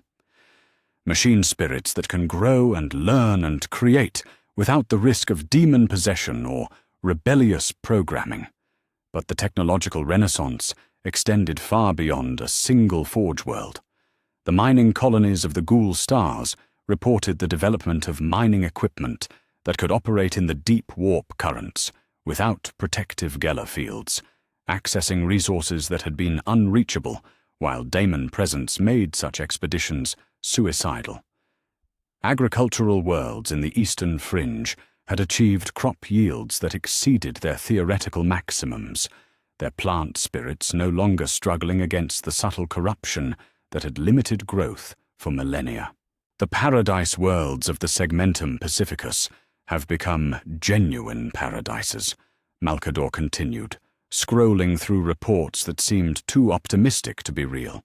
Without the influence of Slanesh, their populations have achieved artistic and cultural heights that would have been impossible while excess remained a pathway to corruption.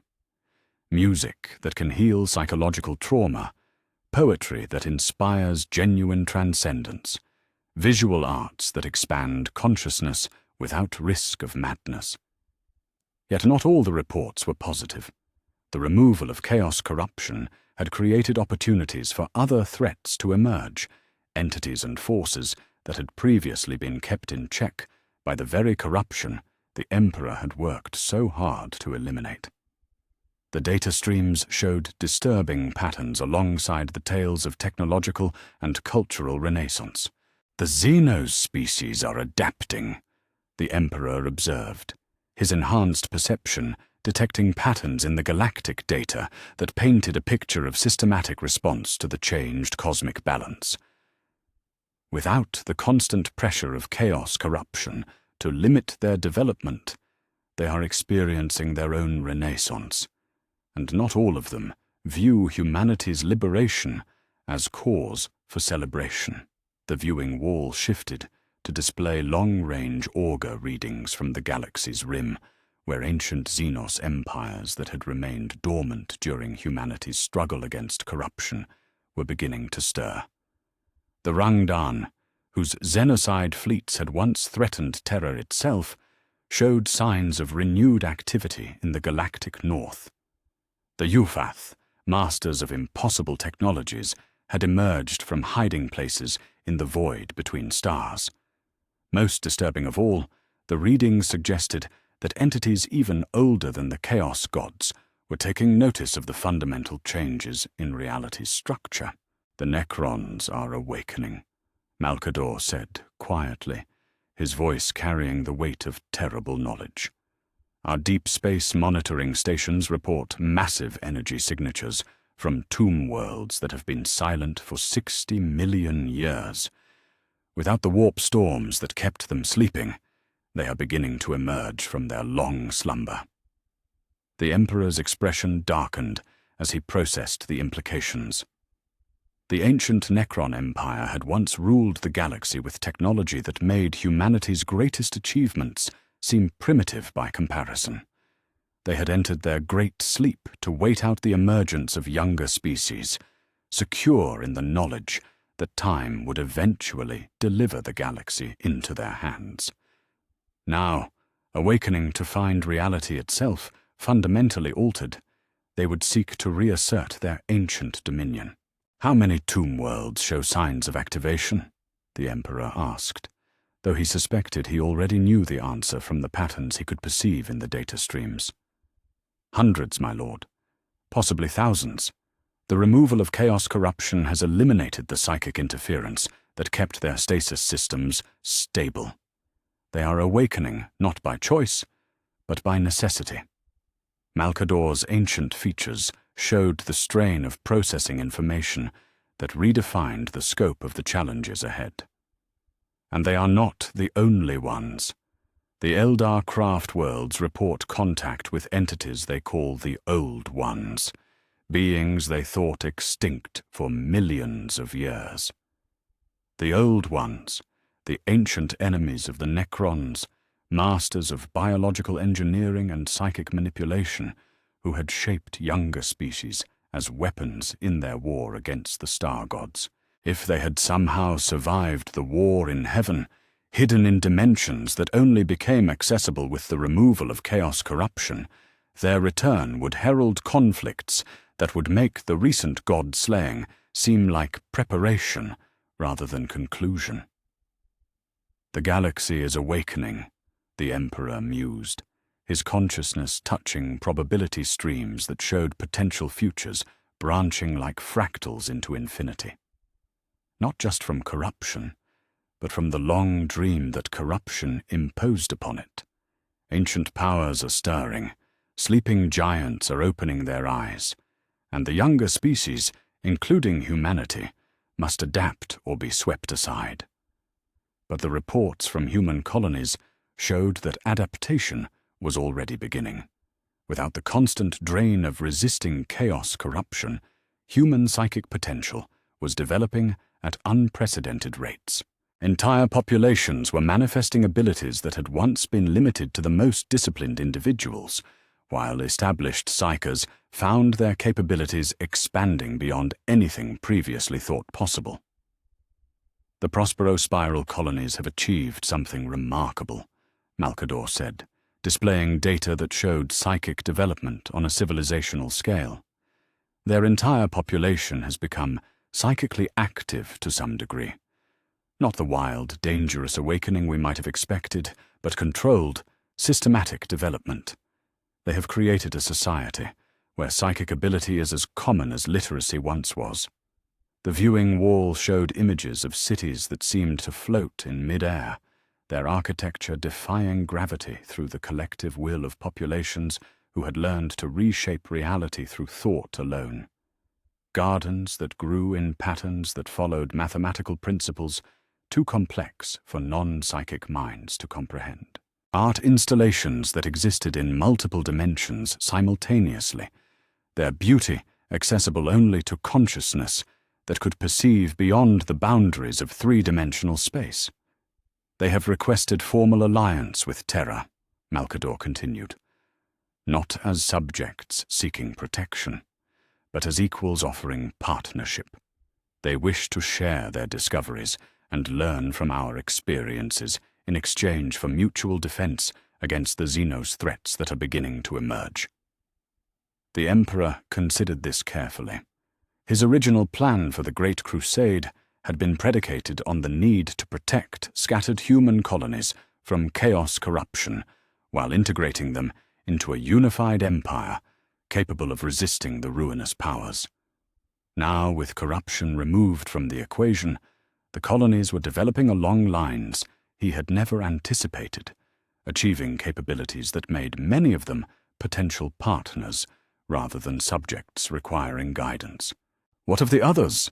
he asked, his consciousness reaching out to touch the data streams that carried information from across the galaxy.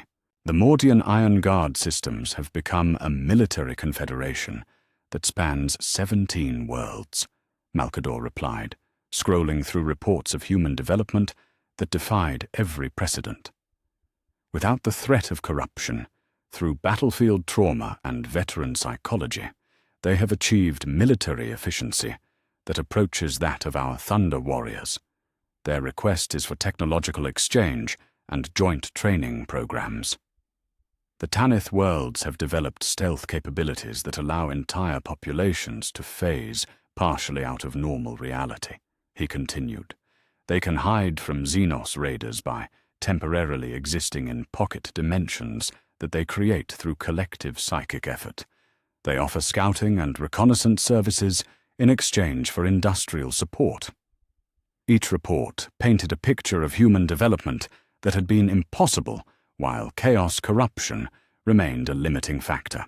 Freed from the need to guard against spiritual contamination, human consciousness was exploring its full potential for the first time in galactic history.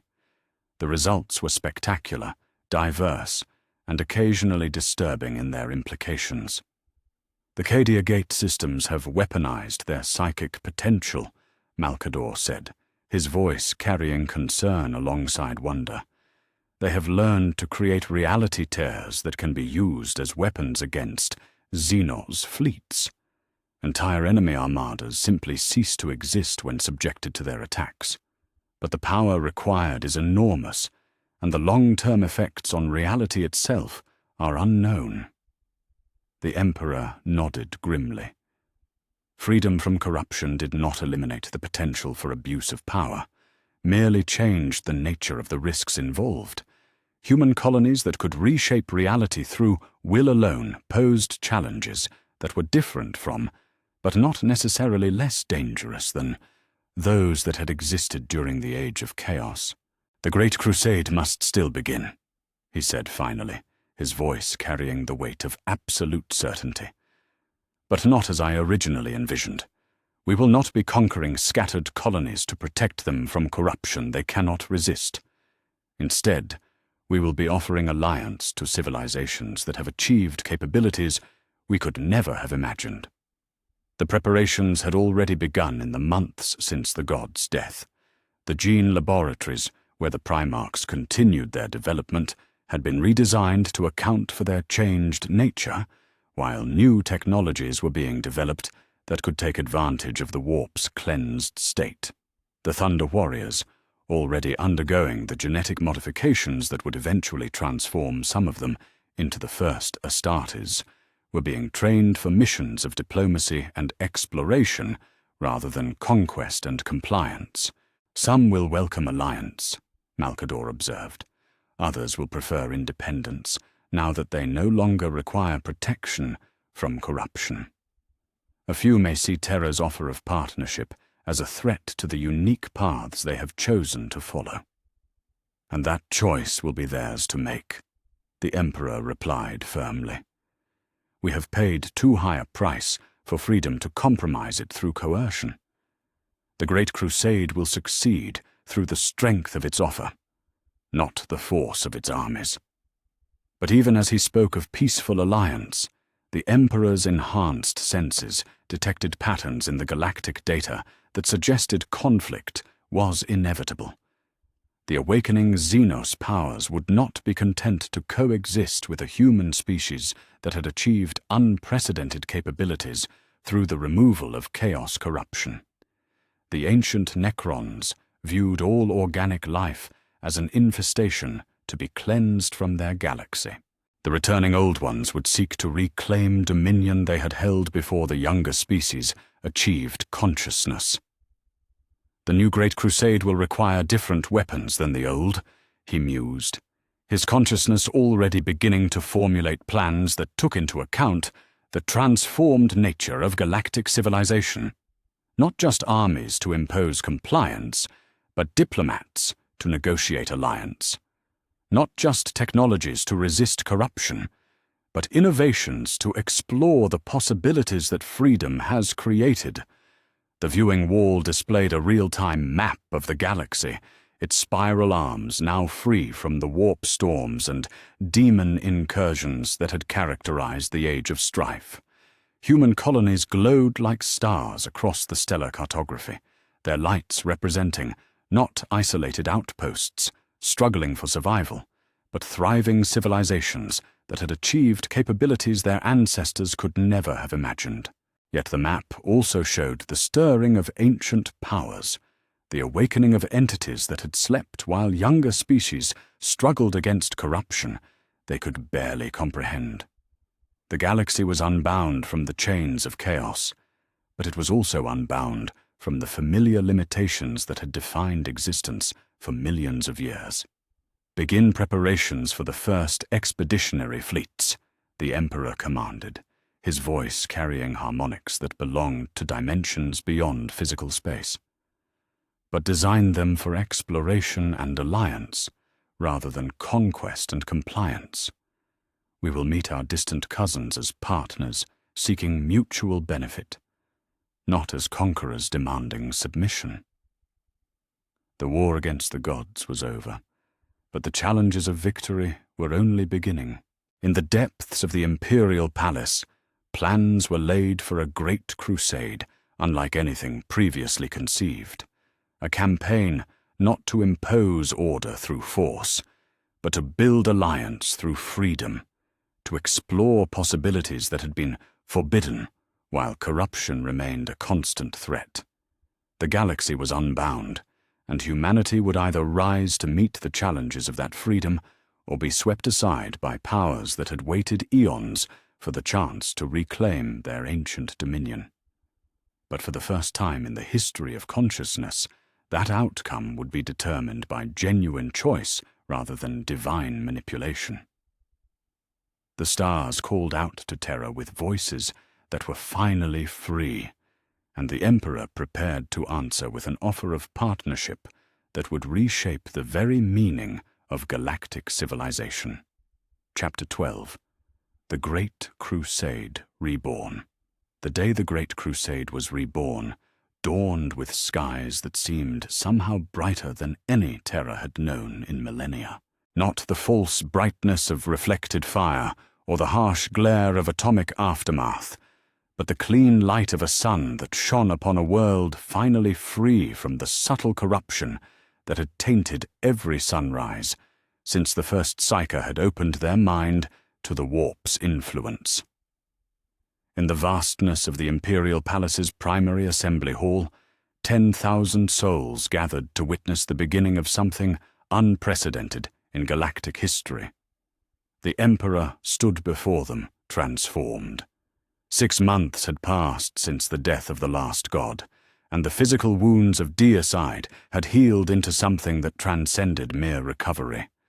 His golden armor, reforged by the finest artificers using techniques that had been impossible while chaos corruption threatened every technological advance, now gleamed with light that seemed to come from within the metal itself. The stress fractures that had once marked his contact with divine essence had become channels through which radiance flowed, creating patterns that hurt to observe directly, but filled observers with emotions that had no names. His audience represented the full spectrum of humanity's potential, unleashed from corruption's constraints. Thunder warriors stood in perfect formation, their genetic enhancements now stable and permanent, rather than the degrading modifications that had once limited their service. Beside them, the first of the Astartes, warriors who had volunteered for transformation beyond even Thunder Warrior capabilities, bore armor that incorporated psychic amplification. Matrices impossible to create, while demon possession remained a threat. The surviving psychers from the god-slaying ritual occupied places of honor, their abilities now serving as bridges between the material realm and the cleansed warp, rather than shields against corruption. Marcus Aurelius Vex had become the first librarian, his telepathic abilities now capable of coordinating entire fleets across interstellar distances.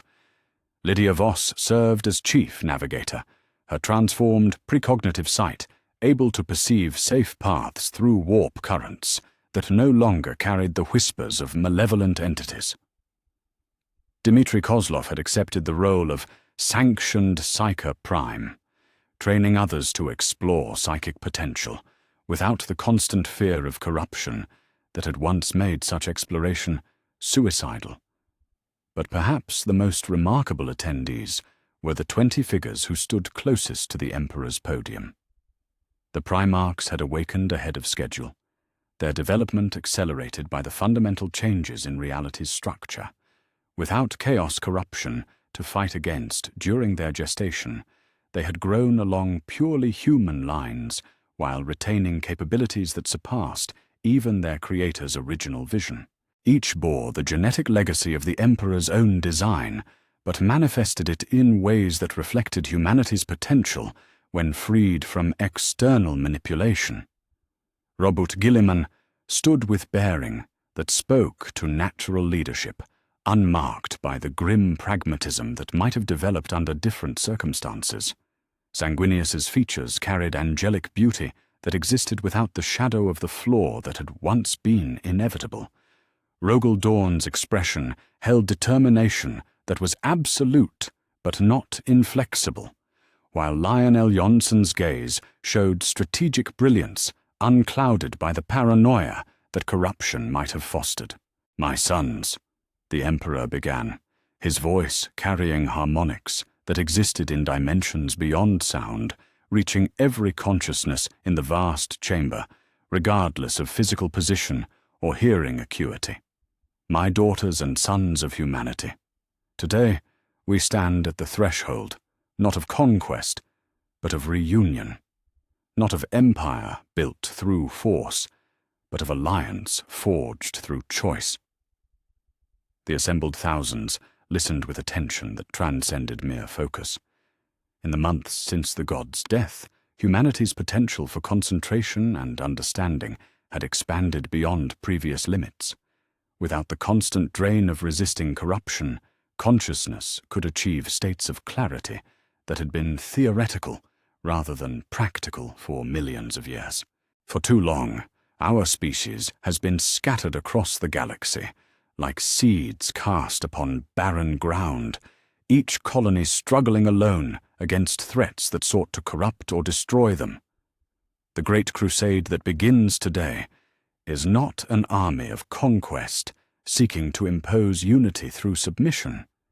It is an offer of partnership extended to civilizations that have achieved wonders we could never have imagined, while corruption remained a limiting factor. The great viewing screens throughout the chamber displayed real-time images transmitted by astropaths whose abilities now allowed near-instantaneous communication across galactic distances. Human colonies that had been isolated since the Age of Strife showed the fruits of development unconstrained by chaos, cities that floated through controlled gravity manipulation, agricultural worlds whose harvests could feed star systems, forge worlds where artificial intelligences worked alongside their creators as true partners rather than potential threats. Some of our distant cousins will welcome reunion, the Emperor continued, his consciousness touching each mind in the chamber with the gentle pressure of shared understanding rather than the domination that psychic contact had once risked. Others will prefer to maintain the independence they have fought so hard to preserve. Both choices are valid. Both choices will be respected. The strength of alliance lies not in uniformity, but in diversity united by common purpose. Malcador stepped forward from his position among the assembled dignitaries, carrying data slates that represented communications from across the galaxy. The sigillite's ancient features showed the accumulated wisdom of millennia, but also a vitality that spoke to renewal rather than mere endurance. Like all of humanity, he had been transformed by freedom from corruption's subtle drain. The first expeditionary fleets report readiness for departure, he announced, his voice carrying the authority of absolute competence. 200 vessels equipped not for conquest but for exploration and diplomacy. Each fleet carries ambassadors trained in cultures we have only recently re-established contact with, scientists eager to exchange knowledge that was forbidden while corruption threatened every advancement, and warriors prepared to defend alliance partners rather than impose compliance upon subjects. The Emperor nodded, his gaze moving across the assembled Primarchs, who would lead these fleets into a galaxy that bore little resemblance to the one he had originally planned to reclaim. Each of his gene sons had been assigned not territories to conquer, but civilizations to court, their superhuman capabilities focused on building bridges rather than breaking resistance. Guilliman will lead the first contact with the Ultramar sectors, where human colonies have achieved governmental efficiency that rivals our greatest theoretical models. His gift for organization will serve as foundation for alliances that benefit all participants, rather than creating hierarchies of dominance and submission. The Primarch of Macraga stepped forward, his bearing reflecting confidence that was absolute but not arrogant. Father, the preliminary communications suggest they have developed democratic systems that incorporate psychic consensus building. Their approach to governance may offer insights that improve even our own methods. Learn from them, the Emperor replied, his voice carrying warmth that would have been impossible while the constant pressure of chaos corruption demanded vigilance over emotion. Teach them what you can in return. True alliance grows from mutual benefit, not one-sided gifting. Sanguinius will approach the angel systems, where artistic achievement has reached heights that transcend previous human understanding. His own aesthetic gifts will allow appreciation of beauty that exists beyond conventional sensory experience. The winged Primarch's features showed anticipation unmarked by the melancholy that might have characterized him under different circumstances. The reports speak of music that can heal psychological trauma and visual arts that expand consciousness. If such achievements are possible, imagine what we might accomplish through collaboration. The Lion will make contact with the Caliban Confederacy, where warrior poets have developed combat forms that integrate physical prowess with psychic enhancement. His strategic brilliance will be essential for understanding military applications that serve protection rather than aggression. Each assignment reflected careful consideration of both the Primarch's gifts and the nature of the civilizations they would approach. This was not the distribution of territories to be conquered, but the matching of personalities to partnerships that could benefit all participants. But we must also acknowledge, the Emperor continued, his expression growing more serious, that freedom from corruption does not eliminate the capacity for error.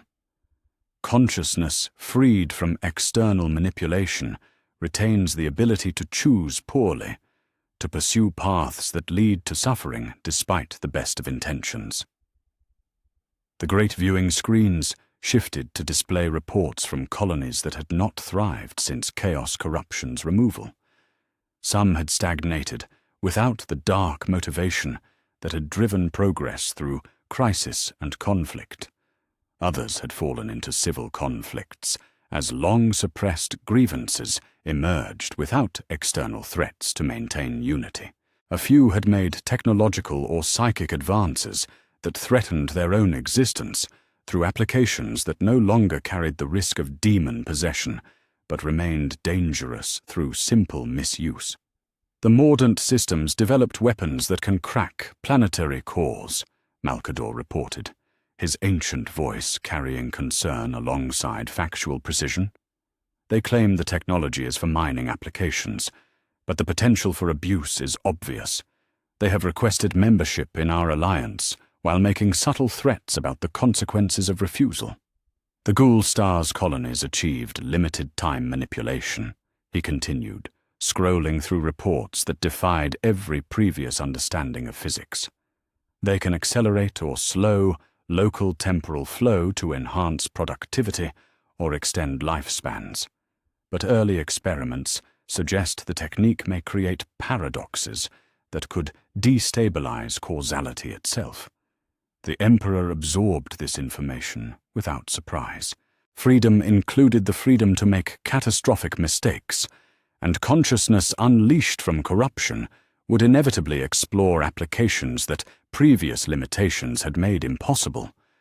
The challenge lay in providing guidance that did not become manipulation, in offering wisdom that did not transform into control.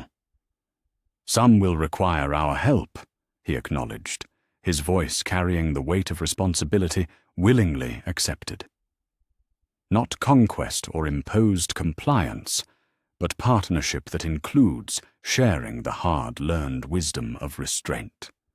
Others may refuse such partnership and pursue paths that lead to their own destruction. We will mourn their choices, but respect their right to make them. The Primarch Mortarion stepped forward, his features showing concern that was thoughtful rather than pessimistic. Without the subtle influence of Nurgle during his development, he had grown into a being focused on healing rather than endurance, his gifts channeled toward preservation of life rather than acceptance of death. Father, what of the Xenos powers that are awakening? Our long-range scouts report Necron tomb worlds activating throughout the galaxy, while Eldar craft worlds speak of entities they call the Old Ones returning from dimensions we cannot access.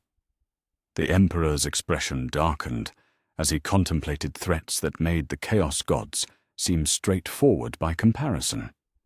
Ancient powers were stirring throughout the galaxy, entities that had waited millions of years for the cosmic balance to shift in ways that allowed their return to active influence.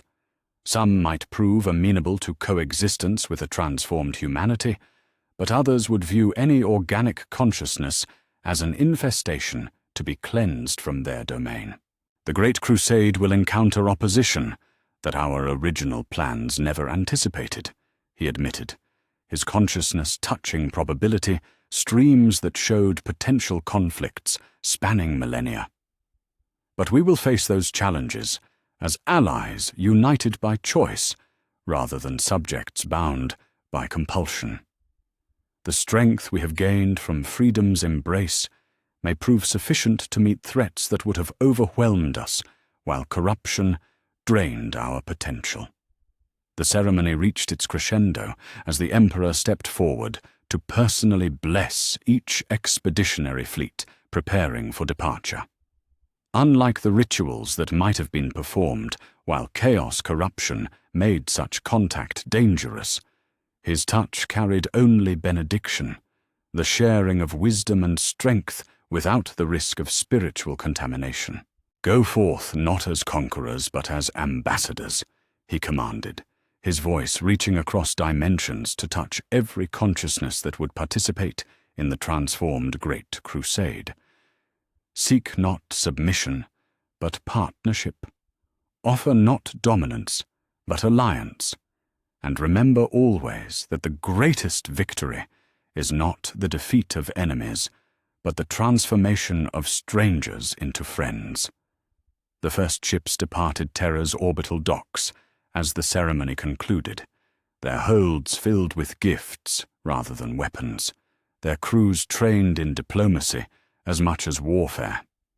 Each vessel carried a fragment of the cleansed warp that had been collected during the god-slaying ritual, allowing them to maintain instantaneous communication with Terra regardless of distance.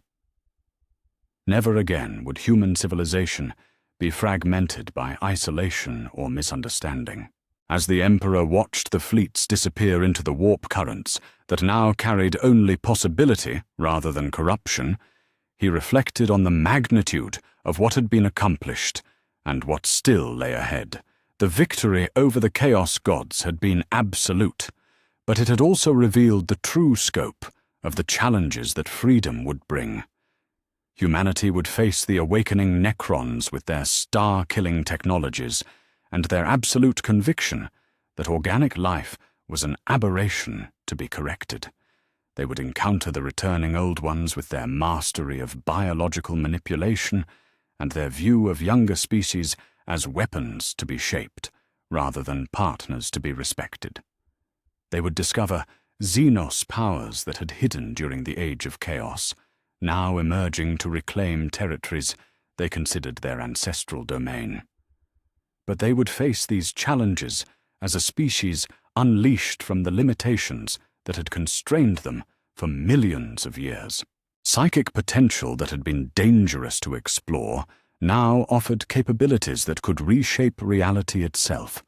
Technological development that had been limited by corruption could now achieve wonders that transcended previous understanding. Cultural growth that had been stunted by the need to resist spiritual contamination could now reach heights that expanded the very definition of consciousness. Was it worth the cost? Malcador asked quietly, as they watched the last of the expeditionary fleets disappear into dimensions that sparkled with clean light. The Emperor considered the question with the weight it deserved. 4 gods had died by his hand, their essence excised from reality with surgical precision that left scars upon his consciousness that would never heal. The ritual had cost the lives of 23 psychers who had volunteered for transformation, they might not survive. The galaxy itself had been fundamentally altered, its basic structure changed in ways that would have consequences for millions of years. But against that cost, he weighed the sight of human children playing in streets no longer shadowed by corruption's whispers. He considered colonies that had achieved technological marvels impossible, while demon possession remained a threat. He contemplated civilizations that had developed art, philosophy, and scientific understanding that transcended anything previously achieved by organic consciousness. "Ask me in 1,000 years," he replied, his voice carrying harmonics that belonged to dimensions where time was optional rather than mandatory.